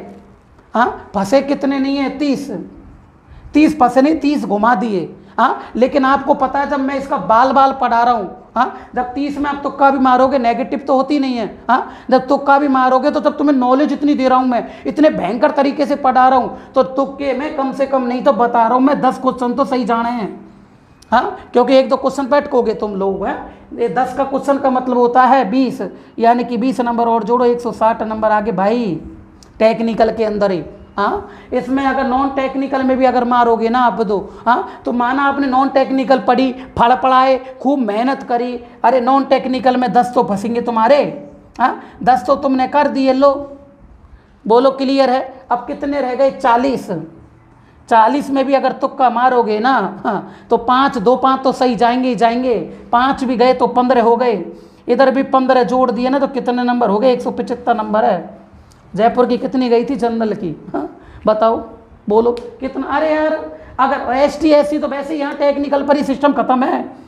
ST SC तो वैसे ही गई यहाँ टेक्निकल से ही, लेकिन पढ़ते ही नहीं है। पढ़ेंगे क्या? उनको वो चीज़ उनको पता ही नहीं है कि पढ़ना क्या चाहिए। वो ऐसे टाइम बर्बाद करने में लग रहे स्टूडेंट, बहुत स्टूडेंट ऐसे लग रहे हैं। हाँ, लेकिन मैं अभी आपसे बोलूँगा कि मैं तो एक ही बात बोलता हूँ, देखो मैं स्टेज पर मेहनत कर सकता हूँ, बस ये आपके ऊपर है। मैं आपके लिए ऑनलाइन आया हूँ, तुमको दिखाने के लिए, तुमको जगाने के लिए, नहीं तो हमारी साइड की दुनिया बहुत जगी पड़ी है। आए कि नहीं? पिछली बार भी 160 से ऊपर सिलेक्शन हुए थे, और अब भी देख लेना खूब सारे सिलेक्शन दूंगा। अब की बार तो इतिहास रचने का मूड बन रहा है, काफ़ी दिन से लगा के बैठा हूँ कि राजस्थान लाइनमैन में इतिहास रचना, इतने सिलेक्शन देने हैं, इतनी मेहनत करवाऊंगा लड़कों को मैं, और करवा रहा हूँ। यानी कितने स्टूडेंट कोर्स कंप्लीट करके जा चुके हैं। तो मैं तो यही बोलता हूँ भाई कि तुम अच्छे से तैयारी करो, मेहनत करो, आए कि नहीं? और बड़ा दुख है कि राजस्थान बिजली विभाग की भर्ती रुकी पड़ी है, आए कि नहीं? इसके लिए ट्वीट अभियान भी चला रहे हैं। मैं आजकल मैं आपको बता दूंगा, फटाफट मैसेज करना एक साथ, आए कि नहीं? सबको साथ देना है। जब तक सब साथ नहीं चलेंगे भर्ती नहीं आएगी। मैं भी कोशिश करूंगा और सर भी कोशिश करेंगे, सब लोग कोशिश करेंगे, आप भी कोशिश करोगे, जब जाके होगा। आंदोलन भी हुआ लेकिन आप स्टूडेंट गए नहीं, कितने से स्टूडेंट पहुंचे? माँ इतने सारे पूरे राजस्थान में इतने स्टूडेंट लाखों से ऊपर, आए कि नहीं? तो ऐसे ही होता है। तो देखिएगा, देखो अगली बात आती है, देखो भाई समकारी इक्वलाइजर रिंग क्या आती है? Equaliser ring. पढ़ो तो ऐसा पढ़ो, चैप्टर को बिल्कुल फाड़ के पढ़ो, आए कि नहीं? ढंग से पढ़ो, माल मसाला निकाल दो सारे चैप्टर का, आए कि नहीं? मजा आएगा पढ़ने में और पढ़ाने में भी। तो देखो इक्वलाइजर रिंग क्या करते हैं, सुनो।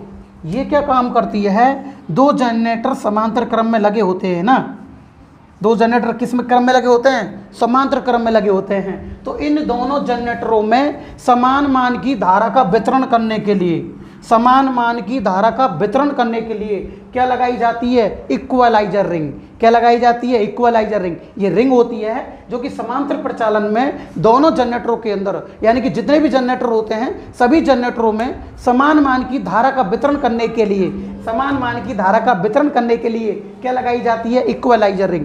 यह क्वेश्चन यूपी बिजली बोर्ड एग्जाम 2016 जयन के पेपर में आ चुका है। किसके पेपर में? जयन के पेपर में आ चुका है कि बताओ इक्वलाइजर रिंग का क्या कार्य होता है, इक्वलाइजर रिंग का क्या कार्य होता है। तो मतलब समांतर प्रचालन में जो जनरेटर लगे होते हैं उनमें समान मान की धारा का वितरण करना।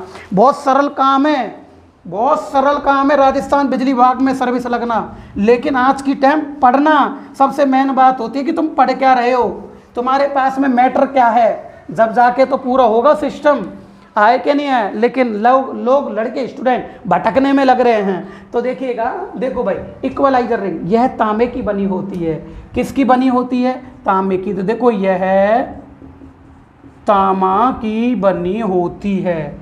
यह किसकी बनी होती है? तांबा की बनी होती है।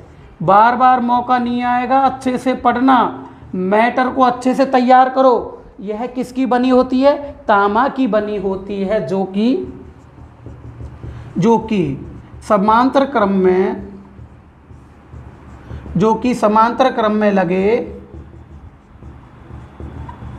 जनरेटरों में, सही है ना? जो कि समांतर क्रम में लगे जनरेटरों में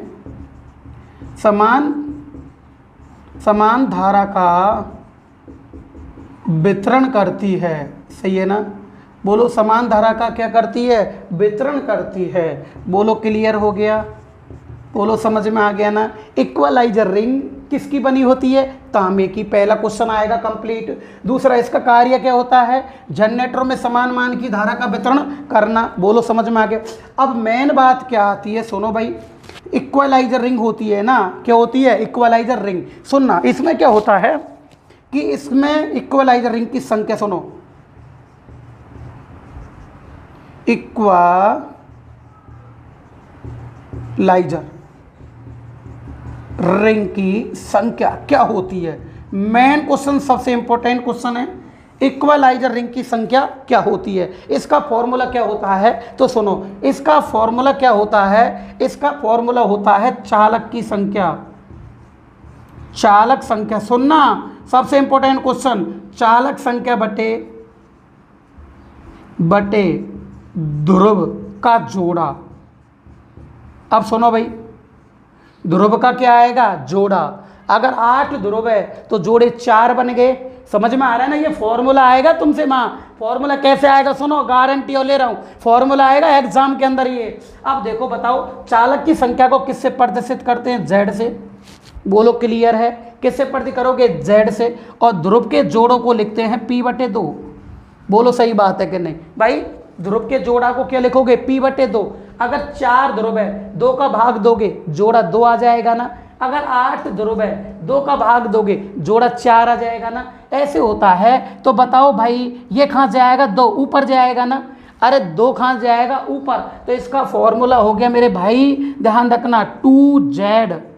बोलो सही है ना, 2z/p, ये इसका फॉर्मूला हो चुका है, 2z/p। यानी कि इक्वलाइजर रिंग की संख्या का सूत्र होता है 2z/p। अब याद रखना, तुमसे कैसे पूछेगा, देखो इक्वलाइजर रिंग की संख्या होती है तो तुम्हें ऑप्शन देगा, वो ऐसे ऐसे ऑप्शन देगा। देखो ऑप्शन क्या देगा, ऑप्शन देगा तुम्हें, वो क्या देगा, सुनना मेरी बात। ऑप्शन देगा आपको ए, ऑप्शन देगा ए z/p, ऐसे देने वाला है ऑप्शन में। हाँ, बी देगा z/2p, ऐसे। स्टूडेंट बहुत मरेंगे इसके अंदर, ध्यान रखना। सी देगा 2z/p, बोलो क्लियर है ना। और डी देगा 2pz, ऐसे देगा वो, ऐसे क्वेश्चन देगा, ऑप्शन देगा कि इक्वलाइजर रिंग की संख्या क्या होती है, ऐसे फॉर्मूला देगा आपको और बोलेगा भाई क्या होती है। बहुत से स्टूडेंट कंफ्यूज रहेंगे इसके अंदर, बहुत स्टूडेंट रहेंगे। आंसर क्या आएगा, देखो 2z/p आएगा। बोलो क्लियर है ना, 2z/p आएगा। बोलो क्लियर। इक्वलाइजर रिंग की संख्या, अगर पूछे इक्वलाइजर रिंग में टेपिंग की संख्या, इक्वलाइजर रिंग में देखो, इक्वलाइजर रिंग में टेपिंग संख्या, इधर देखो भाई, ये टेपिंग संख्या क्या होती है, इसका फॉर्मूला क्या होता है, ये होता है ध्रुव के जोड़ों की संख्या के बराबर है। क्या होती है, ध्रुव के जोड़ों की संख्या के बराबर। इसका आंसर होगा ध्रुव के जोड़ा, ध्रुव के जोड़ा, जोड़ा को बोलते पेयर। क्या बोलते हैं, पेयर की संख्या के बराबर, पेयर की संख्या के बराबर। बोलो क्लियर हुआ कि नहीं हुआ, समझ में आ गया। देखो इक्वलाइजर रिंग किसकी बनी होती है, तांबे की। ये क्या काम करती है, जो समांतर क्रम में जो जनरेटर लगे होते हैं उनमें समान धारा का क्या करती है, वितरण करती है। अब देखो इसमें रिंग की संख्या, इक्वलाइजर रिंग की संख्या कितनी होगी जनरेटर के अंदर, इसका फॉर्मूला होगा 2z/p। ये z/p कहाँ से आया, तो देखो z चालक की संख्या, इसका सूत्र होता है ध्रुव का जोड़ा, ध्रुव के जोड़े को लिखोगे p/2, 2 कहाँ जाएगा, ऊपर। इसका फॉर्मूला हो जाएगा 2z/p। बोलो क्लियर। अब बताओ इक्वलाइजर रिंग में टेपिंग की संख्या क्या होगी, ध्रुव के जोड़ों की संख्या के बराबर। ये क्या काम करती है मेरे दोस्तों, ध्यान रखना, ये क्या काम करती है, समान धारा का वितरण करती है। समझ में आ रहा है ना, क्या काम करती है दोस्तों, समान धारा का क्या करती है, वितरण करती है। फटाफट स्क्रीनशॉट लो, इसका भी स्क्रीनशॉट ले लो, इसका भी। हाँ जी, ले लिया, कोई दिक्कत तो नहीं है ना, मजा आ रहा है ना। अब देखो भाई, अब क्या होता है, देखो भाई मैं तो आपके ऊपर हूँ बस, और किसी के ऊपर नहीं हूँ, आपके ऊपर है सब कुछ, आपकी दावरदार है। आप ही स्टूडेंट को जोड़ोगे, आप ही बताओगे आए कि नहीं आए। और जो स्टूडेंट, देखो मैं बोल रहा हूँ ना, अभी चैप्टर को देखना, अभी चैप्टर पूरा हुआ नहीं है। जो स्टूडेंट शुरू से क्लास ले रहा है ना, आप देखना, कोई नहीं कराता इक्वलाइजर रिंग वगैरह, बहुत कम लोग करवाते हैं, याद रखना। हाँ तो देखिएगा, आप देखो तो सही। चलें, अब देखो भाई अगला क्वेश्चन है, क्वेश्चन देखो भाई, पहला क्वेश्चन क्या कहला है, पहला देखिएगा equaliser ring, very important question. Equaliser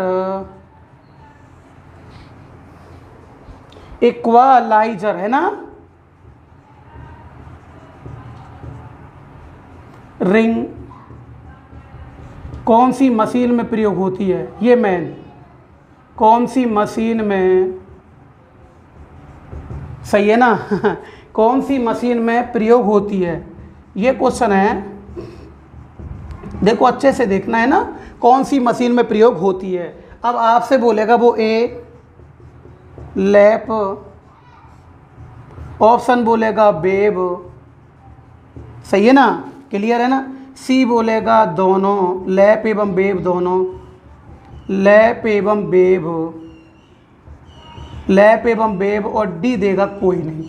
आपसे यूँ पूछ रहा है बताओ इक्वलाइजर रिंग कौन सी मशीन में प्रयोग होती है, इक्वलाइजर रिंग कौन सी मशीन में प्रयोग होती है, समझ में आ रहा है ना। अब देखो भाई याद रखना, देखो इक्वलाइजर रिंग का काम होता है समांतर क्रम प्रचालन में समान मान की धारा का वितरण करना। और समांतर बाइंडिंग कौन सी होती है, मैंने आपको ये पढ़ा दिया था शुरू के अंदर, लेक्चर नंबर 2-3 में। देखो आप लोग, मैंने आपको पढ़ा दिया था 3 नंबर लेक्चर में कि लैप बाइंडिंग एक समांतर बाइंडिंग होती है। तो समांतर प्रचालन में लैप बाइंडिंग प्रयोग होती है। वेब बाइंडिंग एक सीरीज बाइंडिंग होती है। वेब बाइंडिंग कौन सी होती है, सीरीज बाइंडिंग होती है मेरे दोस्तों। तो याद रखना इक्वलाइजर रिंग केवल कौन सी मशीन में प्रयोग होगी, लैप में प्रयोग होगी। और स्टूडेंट इसको भी कर आते हैं क्योंकि उनका बेस क्लियर नहीं होता है। तो बताओ कौन सी बाइंडिंग होगी, लैप बाइंडिंग में। अगला क्वेश्चन देखो भाई,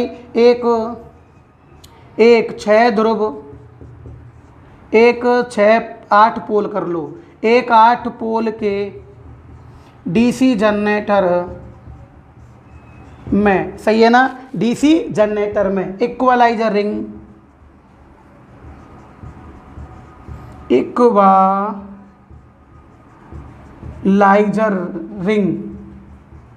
इक्वलाइजर रिंग में टेपिंग की संख्या कितनी होगी, टेपिंग की संख्या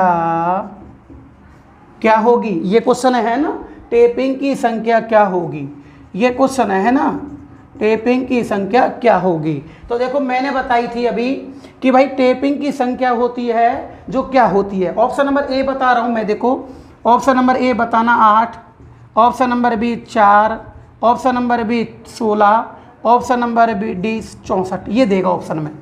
अब बताओ, मैंने भी बताया था कि इक्वलाइजर रिंग के अंदर टेपिंग की जो संख्या होती है वो ध्रुव के जोड़ों की संख्या के समान होती है, ध्रुव के जोड़ों की संख्या के समान। अब बताओ ध्रुव कितने हैं, 8 का जोड़ा कितना बनेगा, 4 बनेगा ना।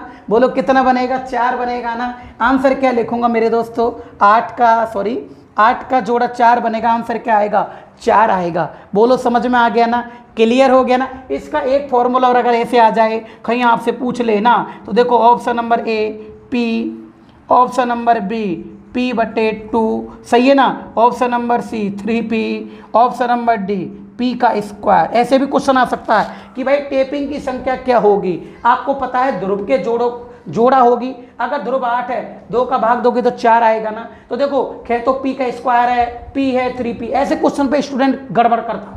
तो बताइएगा टेपिंग की संख्या के लिए ध्रुव का जोड़ा लोगे ना, ध्रुव का क्या लोगे, जोड़े को बोलते हैं पेयर। अब इसमें से ऑप्शन कौन सा होगा, आपका बी होएगा ना।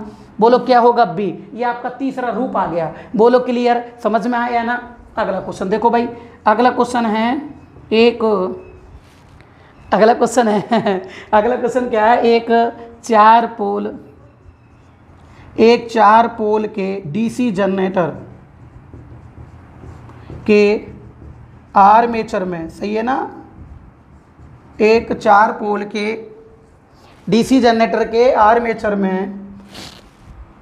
में, अरे क्लियर है ना, आर्मेचर में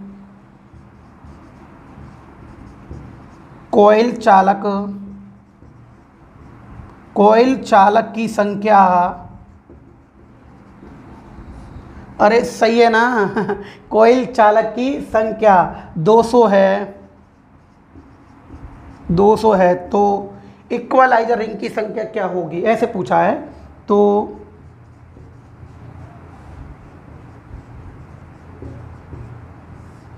इक्वलाइजर रिंग की, हाँ, इक्वलाइजर रिंग की संख्या, इसका फॉर्मूला क्या होता है, इसका फॉर्मूला होता है 2Z/P। मैंने यही लिखाया था अभी, 2Z/P, यही तो लिखाया था। तो देखो 2 इधर करो 2 गुना चालक की संख्या कितनी है, जेड बोलते हैं चालक को। बोलो चालक की संख्या कितनी है, 200 है ना, ये 200 लिख दी, ये 200 लिख दी, बटे पोल की संख्या कितनी है 4, ये 4 लिख दिया। बोलो क्लियर है कि नहीं, बोलो समझ में आ रहा है कि नहीं आ रहा। अब देखिएगा, देखो 4 पंजो 20 50 और 50 को 2 से गुणा करोगे, बोलो कितनी आएगी 100।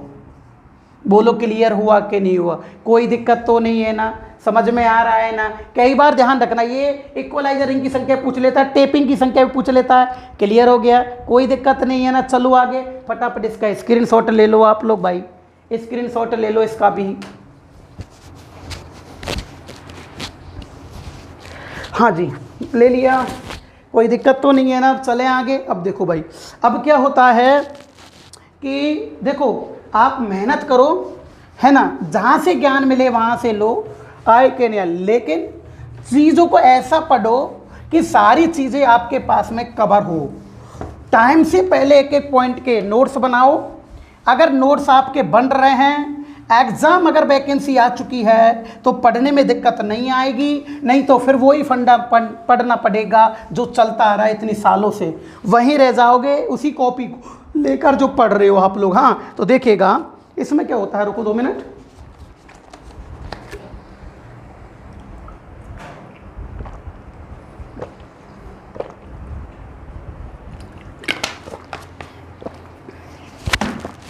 हाँ जी देखो भाई, अगली बात आती है और क्या बात आती है सुनो।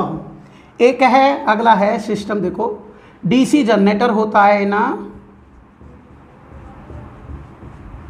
सही है ना, डीसी जनरेटर की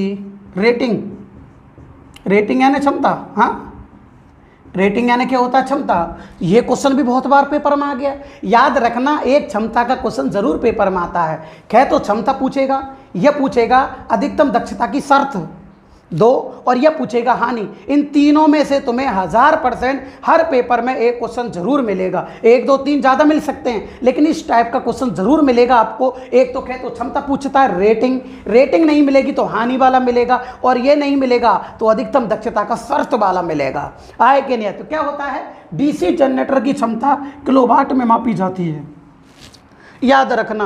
बोलो डीसी जनरेटर की क्षमता किस में मापी जाती है, किलोवाट में, याद रखना। और एसी जनरेटर की क्षमता, यहाँ सिस्टम खत्म होता है लड़कों का। एसी जनरेटर, ये जाने क्वेश्चन कितनी बार पेपर में आ चुका है, एसी जनरेटर, और इसको कोष्टक में लिखते हैं अल्टरनेटर। क्या लिखते हैं, अल्टरनेटर। इसकी क्षमता याद रखना केवीए में मापी जाती है, किलोवोल्ट एम्पियर। किस में मापी जाती है, किलोवोल्ट एम्पियर, याद रखना। तो बताओ एसी जनरेटर अल्टरनेटर की क्षमता किस में मापोगे, केवीए में मापोगे रेटिंग, और जनरेटर की रेटिंग किस में मापोगे, किलोवाट में। डीसी जनरेटर की याद रखना, डीसी जनरेटर की रेटिंग किस में मापोगे, किलोवाट में, अल्टरनेटर की रेटिंग केवीए में। लड़के स्टूडेंट बोल रहे गुरुजी और भी बता दो जो एक जगह हो जाएंगे, कोई बात नहीं, लिखो। तो देखिएगा ट्रांसफार्मर, क्या ट्रांसफार्मर की रेटिंग, ये भी दुनिया जानती है, ऐसे क्वेश्चन के मेरिट के नहीं होते हैं। ट्रांसफार्मर की रेटिंग केवीए में मापी जाती है। बोलो किस में मापी जाएगी, केवीए में मापी जाती है। लेकिन याद रखना अगर तुमसे पूछ ले सीटी, ये क्वेश्चन भी काफ़ी बार क्वेश्चन आ चुका है पेपर में, करंट ट्रांसफार्मर। बोलो कौन सा, करंट ट्रांसफार्मर। बोलो क्लियर है। अगर आपसे स्पेशली पूछ ले केसीटी यानी कि करंट ट्रांसफार्मर की वर्धन क्षमता की, कौन सी क्षमता, वर्धन क्षमता, ये छोटी का ही होती है, वर्धन क्षमता, इसकी जो क्षमता मापी जाती है वो वीए में, वोल्ट एम्पियर में। देखो भाई दिख रहा है कि थोड़ा सा, किस में मापी जाती है, वोल्ट एम्पियर में। किस में, वीए में। के मत लगाना, के तो ट्रांसफार्मर में लगेगा। तो देखो ट्रांसफार्मर की रेटिंग केवीए में, अगर करंट ट्रांसफार्मर की वर्धन क्षमता पूछे तो वीए में। किस में, वीए में। अगली बात आती है, याद रखना, इसके बाद आती है मोटर। मोटर की क्षमता रेटिंग हॉर्स पावर में मापी जाती है ना। तो देखो मोटर की क्षमता यानी रेटिंग है ना, बोलो किस में मापोगे, रेटिंग एचपी, हॉर्स पावर में मापोगे ना। क्लियर हो गया, समझ में आ रहा है ना। अगला देखो, अगला क्या होता है, अगली होती है तुम्हारी बैटरी। अगली क्या होती है, बैटरी। ये भी क्वेश्चन कई बार पेपर में आ गया कि भाई बैटरी की क्षमता किस में मापी जाती है, एम्पियर हावर में। बोलो किस में मापोगे, एम्पियर हावर में। बोलो क्लियर, एम्पियर हावर में रेटिंग, सही है ना। अगली बात, ये भी क्वेश्चन कई बार आ चुका है पेपर में कि भाई सर्किट ब्रेकर की मेकिंग क्षमता, याद रखना। देखो सर्किट ब्रेकर की मेकिंग क्षमता, बोलो सही है ना, सर्किट ब्रेकर की मेकिंग क्षमता, ये क्वेश्चन भी कई बार आ गया, ये मापी जाती है MVA में, MVA सही है ना, क्लियर हो गया, MVA में यानी कि मेगा वोल्ट एम्पियर में। किस में मापी जाती है? मेगा वोल्ट एम्पियर, एम से मेगा वोल्ट एम्पियर, ये मेगा वोल्ट एम्पियर में, ये एम्पियर हावर में। इसको लिख देता हूँ, बहुत से स्टूडेंट कंफ्यूज हो जाएंगे। मेगा वोल्ट एम्पियर, बोलो क्लियर है ना, मेगा वोल्ट एम्पियर, बोलो समझ में आ रहा है ना, कोई दिक्कत तो नहीं है ना। तो बताओ मोटर की क्षमता किस में मापी जाएगी? HP में। बैटरी की क्षमता किस में? एम्पियर हावर में, बोलो क्लियर। सर्किट ब्रेकर की मेकिंग क्षमता किस में? MVA में, बोलो। ट्रांसफार्मर की रेटिंग किस में? KVA में। AC जनरेटर की क्षमता KVA में, और DC जनरेटर की रेटिंग किलोवाट में। मैं यही पढ़ा था, लेकिन इसमें लड़कों को याद आ गया, लड़के बोल रहे थे, एकदम माइंड कर गया काम अभी कि चलो इसको भी लिखा देते हैं, लड़कों को एक जगह सेटिंग मिल जाएगी तो दिक्कत नहीं आएगी पढ़ने में। बोलो क्लियर है, कोई दिक्कत तो नहीं है ना, समझ में आ रहा है, पढ़ना मज़ा आ रहा है ना। देखो भाई अगली बात क्या होती है, अगली बात होती है भाई आपसे बोल दे। अब देखो भाई पॉइंट तो सारे हो चुके हैं, पॉइंट अब मेरे सारे कंप्लीट हो गए डीसी जनरेटर के। आज डीसी जनरेटर के सारे पॉइंट कंप्लीट हो चुके हैं। अब मैं कारण निवारण बताऊंगा तुम्हें। कारण निवारण के 10-15 क्वेश्चन चलेंगे, जो आपका चैप्टर परसों कंप्लीट होगा, ध्यान रखना। ये कल हो जाता, लेकिन कल मैं क्लास नहीं लूँगा। क्यों? क्योंकि हम लोग एक नियम बना रहे, याद रखना, बुधवार को हमेशा आपका मॉर्निंग में 7 बजे से नाइट को 12 बजे तक टेस्ट होगा। आपके जनरेटर के पूरे कंप्लीट क्वेश्चन दूंगा, आए कि नहीं आए। जनरेटर अभी तो मैं, चलो तुम कहते हो तो मैं डीसी जनरेटर का स्पेशल टेस्ट ले लेता हूं। चलो केवल डीसी जनरेटर का अपना स्पेशल टेस्ट ले लेंगे, तैयार रहेंगे ना आप लोग? तो कल आपका डीसी जनरेटर का स्पेशल टेस्ट होगा, जाइएगा नहीं, सब स्टूडेंट को टेस्ट देना है। बिल्कुल क्लियर हो गया, और सबके 49-50 नंबर आने चाहिए, क्योंकि मैं काफ़ी दिनों से आप लोगों को पढ़ा रहा हूँ। बोलो समझ में आ रहा है कि नहीं आ रहा? बोलो क्लियर हुआ कि नहीं हुआ? तो कल से, कल आपका जो बुधवार को, कल आपको सभी को टेस्ट देना है, ध्यान रखना। और एक क्वेश्चन कितने नंबर का होगा? 1 नंबर का। टोटल क्वेश्चन होंगे 50, 1/4 नेगेटिव होगी, और 35 मिनट का पेपर होगा। मैंने कई बार कह दिया, अगर आपकी लिंक ओपन नहीं हो, अगर आपको किसी प्रकार की दिक्कत आ रही हो, तो मैंने यूट्यूब चैनल पर मेरे भैया के नंबर लिखे हुए हैं, आप उस पर कॉल करो, मैसेज करो, मेरे को कॉल करो, मैं आपको नंबर दूंगा, आपका सॉल्यूशन होगा। लेकिन आप टेस्ट जरूर देना, क्योंकि जो इतनी मेहनत किया आपने जनरेटर के अंदर, आज नाइट को, दिन को पूरा चैप्टर पढ़ना है एक प्रकार से, फिर कल टेस्ट देना है, फिर आपको मेरिट लिस्ट ग्रुप में छोड़ी जाएगी। ठीक है दोस्तों, समझ में आ गया ना? कोई दिक्कत तो नहीं है ना? तो देखिएगा अगला, देखो भाई अगला क्वेश्चन क्या कहता है आज का, सुनते रहना। चले अब देखो अगला क्वेश्चन है आज का, देखो क्वेश्चन है, क्वेश्चन देखो क्या हो रहा है। देखो डीसी जनरेटर, सही है ना, डीसी जनरेटर, बोलो क्लियर है ना? डीसी जनरेटर किसके कारण आवाज करता है? ऐसे टाइप के क्वेश्चन आते हैं, आवाज करता है। अब अपन ऐसे क्वेश्चन करेंगे, क्वेश्चन रह गए अब, है ना, सारे पॉइंट सारे क्वेश्चन करा दिए। अब ऐसे क्वेश्चन है कारण निवारण। देखिएगा, बताओ किसी ने इतना लंबा चैप्टर पढ़ा है क्या आपको? हाँ, 5 दिन में नहीं, 5 पन्नों में डीसी जनरेटर कंप्लीट कर दिया। बताओ कोई क्वेश्चन फंस सकता है क्या? फंस तो जाएंगे, लेकिन ऊपर के। हाँ, और आज के पेपर कोई नहीं देख रहा है। हाँ, अंधे हो रहे हैं स्टूडेंट, अंधे आए कि नहीं है, पैसा हराम का आ रहा है, टाइम भी हराम का आ रहा है। उनको ये नहीं पता एक बार ही भर्ती निकलेगी, बड़ी मुश्किल से जाने कैसे कैसे वैकेंसियाँ आ रही है। कोरोना में सारी स्थितियाँ खराब हो चुकी है, आगे जाने कैसे कैसे संभाल रहे हैं, देश को सरकार संभालने में लग रही है, आए कि नहीं। लेकिन अगर आप लोग पढ़ाई नहीं करोगे तो इसका लॉस बहुत होगा। प्राइवेट धंधे होते हैं, कभी भी बंद हो जाते हैं, लेकिन गवर्नमेंट होती है, आए कि। मैं तो यही कहूँगा, अच्छे से मेहनत करो, अच्छी तैयारी करो, आए कि नहीं आए, किसी प्रकार की गलती मत करो। अब करोगे तो एग्जाम में दिक्कत आएगी आप लोगों को। तो देखिएगा, देखो डीसी जनरेटर में किसके कारण आवाज़ होती है? मशीन आवाज़ कर रही है तो बताना, देखो सही कह रहा हूँ क्या? देखो पहला, देखो नट बोल्ट का ढीला होना, नट बोल्ट का ढीला होना, सही है ना? बताओ अगर मशीन के अंदर नट बोल्ट ढीले हैं तो बोलो मशीन आवाज करेगी कि नहीं करेगी? करेगी ना। दूसरा होता है, देखिएगा, चुंबकीय ध्रुव ढीले होना, मैग्नेटिक पोल, है ना, चुंबकीय ध्रुव ढीले होना, ढीला होना, सही है ना? बोलो क्लियर। चुंबकीय ध्रुव ढीले होना, सही है ना। देखो चुंबकीय ध्रुव क्या होना, ढीले होना। बोलो क्लियर हो गया, कोई दिक्कत तो नहीं है ना। सी दूसरा को होता है तीसरा, देखो इनमें नंबर लगाने 2, तीसरा देखिएगा, तीसरा क्या है, देखो अगर क्या बोलते हैं बेरिंग सूखी होना।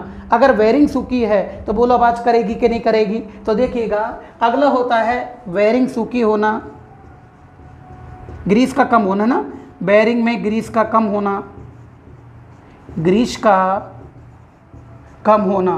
बोलो मशीन आवाज करेगी कि नहीं करेगी, बोलो क्लियर है ना। चौथा होता है देखिएगा आर्मेचर तथा ध्रुवों के मध्य, आर्मेचर तथा ध्रुवों के मध्य वायु गैप समान न होना, वायु गैप समान न होना। याद रखना मेरे दोस्तों, अगर ध्रुव एवं आर्मेचर के मध्य में अगर वायु गैप चारों ओर से समान नहीं है, इनकी दूरी चारों ओर से समान नहीं है, तो इनके मध्य में रिलेक्टेंस गुण काम करता है, जो चुंबकीय बल रेखाओं को क्या करेगा, विरोध करता है। क्या करता है, विरोध करता है, जिसके कारण इसमें अगर कहीं ज़्यादा कहीं कम होता है तो ये कंपन सा हो जाता है, जिसके कारण यह क्या करता है, आवाज़ करता है। जो पाँचवा होता है, याद रखना, जनरेटर पर अत्यधिक लोड होना। बोलो पाँचवा क्या है, जनरेटर पर अत्यधिक, बोलो सही है ना, जनरेटर पर अत्यधिक, जनरेटर पर अत्यधिक लोड होना। क्या होना मेरे दोस्तों, लोड होना। बताओ समझ में आ रहा है कि नहीं आ रहा, क्लियर हुआ कि नहीं हुआ, समझ में आया ना। बहुत से स्टूडेंट तो यही करते हैं, बोर्ड को देखते केवल ओ सिंपल बोर्ड, ओ लिख कैसे रहा है ये, आए कि नहीं, बस छोड़ दिया उसको। 1-2 मिनट के लिए वीडियो को खोलेंगे, बस बंद कर देंगे, फिर कभी नहीं देखेंगे जीवन में। मत देखो, कोई बात नहीं, आए कि नहीं आया, क्लियर हुआ कि नहीं हुआ। तो देखिएगा फटाफट उतारो, स्क्रीनशॉट लो इसका, जल्दी से स्क्रीनशॉट ले लो भाई।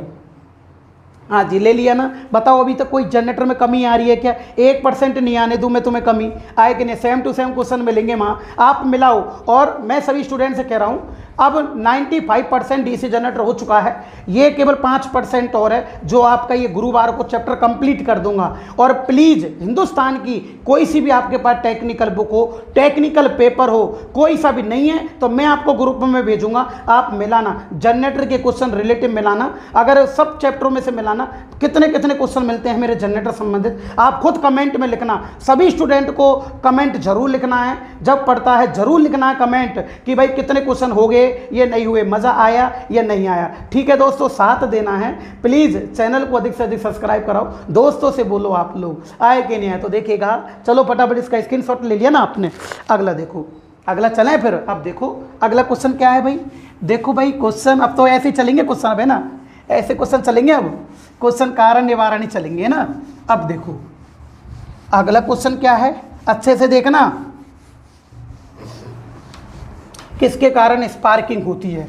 देखो भाई डीसी जनरेटर में, किसमें भाई, डीसी जनरेटर में किसके कारण स्पार्किंग होती है।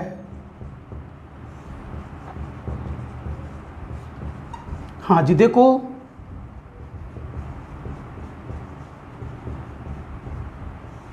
स्पार्किंग होती है, स्पार्किंग यानी कि चिंगारी, स्पार्किंग यानी क्या होता है, चिंगारी। हाँ देखिएगा अच्छे से भाई, डीसी जनरेटर में किसके कारण स्पार्किंग होती है, किसके कारण स्पार्किंग होती है। तो देखो पहली होती है, देखो पहले बताता हूँ, याद रखना। देखो मैं बनाता हूँ डायग्राम इसका, अच्छे से देखना।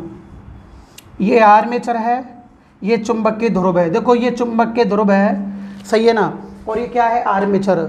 आर्मेचर वाइंडिंग के टर्मिनल यहाँ पर कम्यूटेटर पे लगे होते हैं। ये क्या है मेरे दोस्त, कम्यूटेटर। क्या है, कम्यूटेटर। तो ये देखो मैंने ये पढ़ा दिया आपको, ये चीज़ मैंने, ये कम्यूटेटर है। तो देखो ये कम्यूटेटर है, सही है ना, क्लियर हो गया। जब आर्मेचर चुंबक के ध्रुवों के मध्य घूमता है तो आर्मेचर में कौन सी सप्लाई बनती है, एसी। कौन सी बनती है, एसी बनती है ना। कौन सी बनती है, एसी। देखो आर्मेचर पर एसी बनेगी, एसी कहाँ पर आ रही है, कम्यूटेटर पर। और कम्यूटेटर क्या काम करता है, इस एसी को किस में बदलता है, डीसी में बदलता है। इस एसी सप्लाई को किस में बदलेगा, डीसी में बदलता है ना। किस में बदलेगा, डीसी में। अब सप्लाई देखो कार्बन ब्रुश में इकट्ठा हो जाती है, ये कार्बन ब्रुश है और ये लगा देते हैं लोड। याद रखना ये कार्बन ब्रुश है, अच्छे से देखना, आपको कैसे समझ में नहीं आएगा ये। देखो ये कार्बन ब्रुश है, सही है। अब यूँ कह रहा है किसके कारण स्पार्किंग चिंगारी उत्पन्न हुई। तो यार एक बात बताओ, देखो आर्मेचर घूमेगा, आर्मेचर के साथ में कम्यूटेटर घूमता है, कार्बन ब्रश घूमती नहीं है। तो देखो आर्मेचर घूमेगा, आर्मेचर के नीचे कम्यूटेटर लग रहा है, कम्यूटेटर घूमता है, कम्यूटेटर के पास में कार्बन ब्रश लगी होती है जिसमें सप्लाई इकट्ठा हो जाती है। कार्बन ब्रश में सप्लाई इकट्ठा होगी, इसको तार लगाकर हम लोड पर सप्लाई प्राप्त कर लेते हैं। देखो अब बताओ घूम कौन रहा है, आर्मेचर, आर्मेचर के नीचे कौन घूम रहा है, कम्यूटेटर। अगर ये कम्यूटेटर है ना, कम्यूटेटर अगर खुरदरा होगा, अगर कम्यूटेटर खुरदरा होगा, अगर कम्यूटेटर बेलनाकार न होगा, अगर कम्यूटेटर पर गंदगी होगी, तो बोलो स्पार्किंग होगी कि नहीं होगी। बोलो समझ में आया कि नहीं आया, क्लियर हुआ कि नहीं हुआ। तो देखिएगा पहला कारण क्या है, कम्यूटेटर का बेलनाकार न होना। कम्यूटेटर का, अच्छे से देखना, कम्यूटेटर का बेलनाकार न होना। बोलो क्लियर है क्या नहीं है, बोलो समझ में आया नहीं आया। कम्यूटेटर का बेलनाकार न होना। दूसरा क्या है, देखो कम्यूटेटर पर गंदगी होना, कम्यूटेटर पर गंदगी होना। बोलो क्लियर है कि नहीं। तीसरा क्या है, देखो देखो पहला कम्यूटेटर पर अगर गंदगी है, धूल मट्टी है, तो बोलो स्पार्किंग चिंगारी उत्पन्न होगी, घर्षण हो रहा है। हाँ बेलनाकार नहीं है तो भी घर्षण हो रहा है। ये चिकना होना चाहिए, क्या होना चाहिए, चिकना होना चाहिए, बिल्कुल। तो कम्यूटेटर का चिकना होना, चिकना नहीं होना। तो देखिएगा कम्यूटेटर का चिकना नहीं होना, चिकना न होना, सही है ना, लुब्रिकेंट होना चाहिए ना ये। चौथा देखो भाई याद रखना, देखो कम्यूटेटर की पत्तियों के बीच में क्या भरा होता है, माइका। क्या भरा होता है, माइका। समझ में आ रहा है ना। तो देखो जनरेटर ऐसे घूमता है, देखो आर्मेचर यूँ घूमेगा, कम्यूटेटर भी यूँ ही घूमेगा। तो देखो अगर माइका बाहर निकल रहा है, अगर इसमें से माइका बाहर है, माइका पदार्थ ज़्यादा बाहर है, तो ये कार्बन ब्रुश से टकराएगा और टकराने के कारण क्या उत्पन्न होगी, स्पार्किंग। यानी कि कम्यूटेटर की पत्तियों के बीच में माइका अत्यधिक होना। तो देखो कम्यूटेटर की पत्तियों के बीच माइका अधिक होना, माइका अधिक होना, माइका क्या होना, अधिक। पांचवा सही बात है कि नहीं। अगला पांचवा क्या होता है, वाइंडिंग शॉर्ट सर्किट होना। अगर मशीन के अंदर वाइंडिंग शॉर्ट सर्किट हो जाती है तो बोलो चिंगारी। अगर तार आपस में भिड़ जाते हैं तो बोलो चिंगारी उत्पन्न होती है कि नहीं होती। बस मशीन की वाइंडिंग शॉर्ट सर्किट होना, मशीन की वाइंडिंग, बस हो गया है ना, मशीन की वाइंडिंग शॉर्ट सर्किट होना।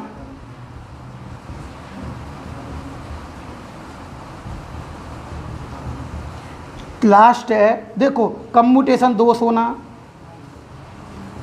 ये कम्यूटेशन दोष क्या है, देखो कम्यूटेशन दोष होना, ये मेन है। कम्यूटेशन दोष के कारण चिंगारी उत्पन्न हो रही है। याद रखना यह क्वेश्चन मैंने आपको, यह पॉइंट कम्यूटेशन का 6-10 दिन 20 दिन पहले पढ़ा भी दिया है। क्या कम्यूटेशन क्या चीज़ होती है, देखो अगर ये कार्बन ब्रुश अगर कम्यूटेटर की सेगमेंट को आपस में शॉर्ट सर्किट कर देते हैं तो कम्यूटेटर सेगमेंट को कार्बन ब्रुश शॉर्ट सर्किट कर देता है, इसे बोलते हैं कम्यूटेशन दोष। जब कम्यूटेशन दोष, जब कार्बन ब्रुश इन कम्यूटेटर की दो पत्तियों को शॉर्ट सर्किट करेगा तो आर्मेचर वाइंडिंग शॉर्ट सर्किट होगी। बोलो स्पार्किंग होगी कि नहीं होगी। तो अगला पॉइंट आता है कम्यूटेशन को शॉर्ट सर्किट, कम्यूटेशन दोष का उत्पन्न होना। तो बताओ दोस्तों आज का ये पॉइंट आपको याद हुआ कि नहीं हुआ, फटाफट इसका स्क्रीनशॉट लो।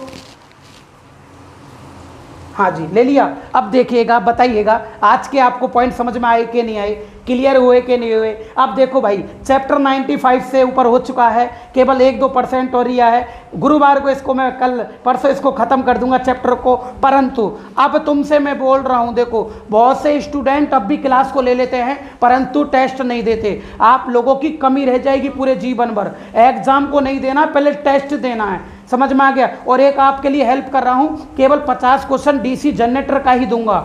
अधिक से अधिक छात्र टेस्ट को दे और पूरे दिन कभी भी टेस्ट दे सकते हो आप लोग। सुबह मॉर्निंग में 7 बजे से नाइट को 12 बजे तक बुधवार को कभी भी टेस्ट दे सकते हो। आपकी मेरिट लिस्ट दूंगा, रिजल्ट भेजूंगा ग्रुप में। ठीक है दोस्तों, अब देखते हैं कौन फर्स्ट थर्ड सेकंड रैंक पर आता है, कौन टॉप मेरिट बनाता है। तैयार हो जाइएगा कल के टेस्ट के लिए। ठीक है दोस्तों, आज पढ़ाई करनी है, कल मॉर्निंग में 7 बजे मिलना है। अधिक से अधिक स्टूडेंट को इस वीडियो के बारे में बताएं, चैनल को सब्सक्राइब करें। Thank you.